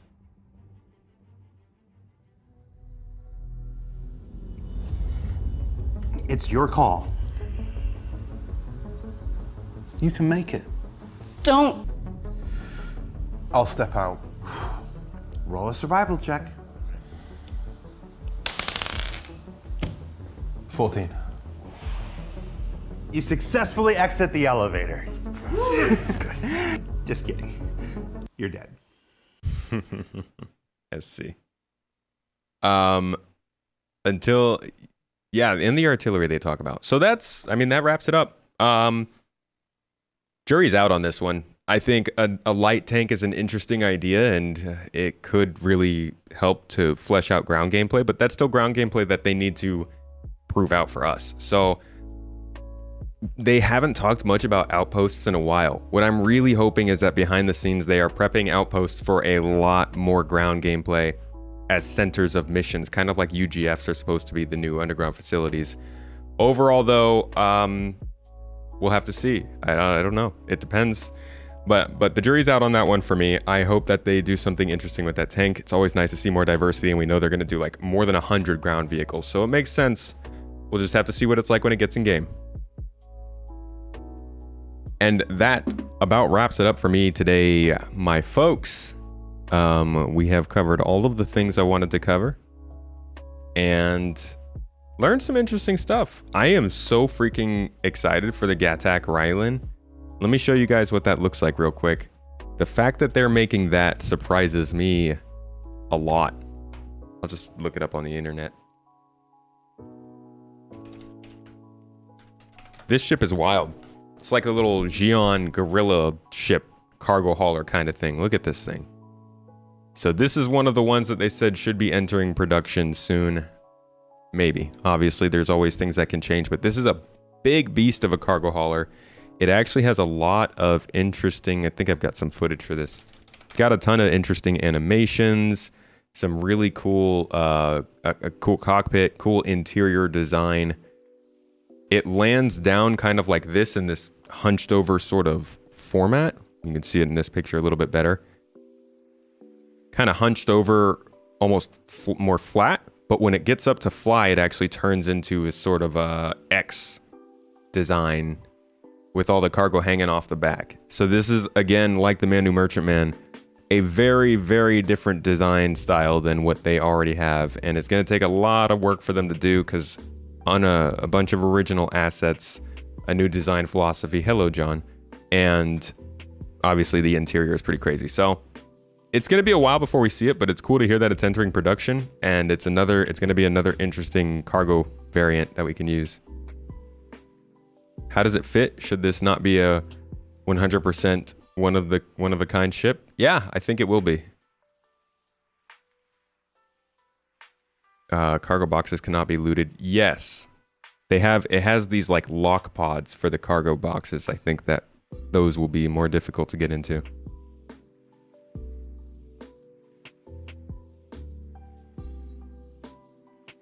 They've designed the triangular cargo pods. We'll have to see if they're real.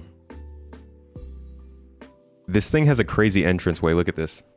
It's like a massive floating elevator. Carries you all the way up into the ship.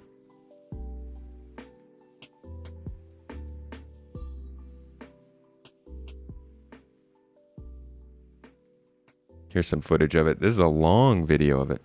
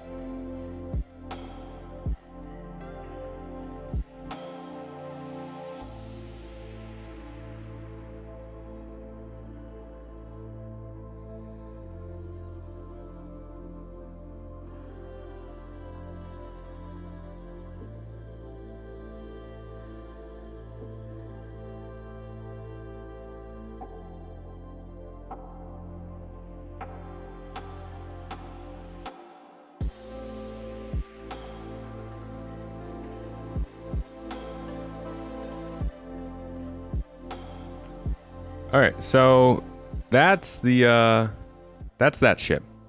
Gonna be pretty cool. It's actually interesting. The animations I was seeing there look really, really similar to the concepts they made for Xi'an stuff. Check this out. This is pretty old. This is from like 2017, but this actually shows, real quick, let me show you. Hold on, I'm sorry. I gotta show you the exact animation I'm talking about, because the fact that they're actually putting it in here is pretty surprising to me. It's like right... Okay, see this computer console down here at the bottom of the screen?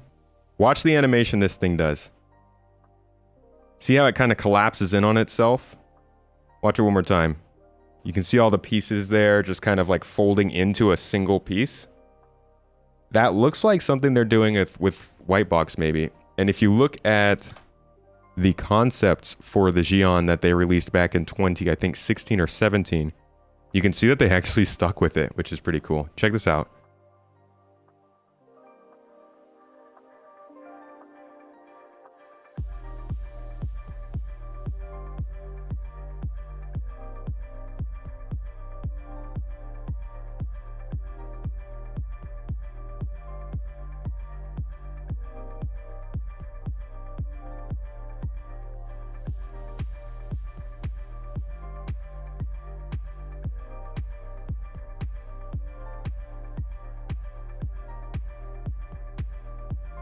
PC Master Race.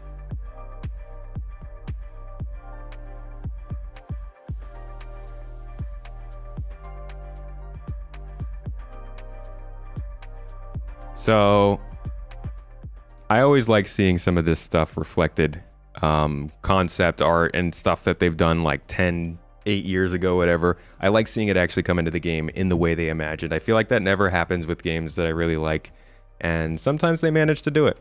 Takes a long time, but I like it. Anyways, folks, that's it for me today. Thank you so much for joining me for this one. A lot of fun talking to y'all and doing some review of Star Citizen, getting some Star Citizen Live in, and of course, the Inside Star Citizen. I will be back tomorrow with the org. We'll be doing some stuff with the ship show. And yeah, Citizen Central will also be on tomorrow. We'll be live right here on the channel, doing a little consensus with different creators about how mining has been in 3.19. And of course, if you guys want to support all of this, get exclusive videos and other perks like live podcasts, please consider checking us out on Patreon. We're doing some new stuff there where we're actually creating a referral code randomizer. So all of our supporters of a certain level will get added to this randomizer. It'll get placed in all my videos and you'll get referrals as people click. So if you're into that, check it out. And with that, folks, I'll see you tomorrow. Have a good one.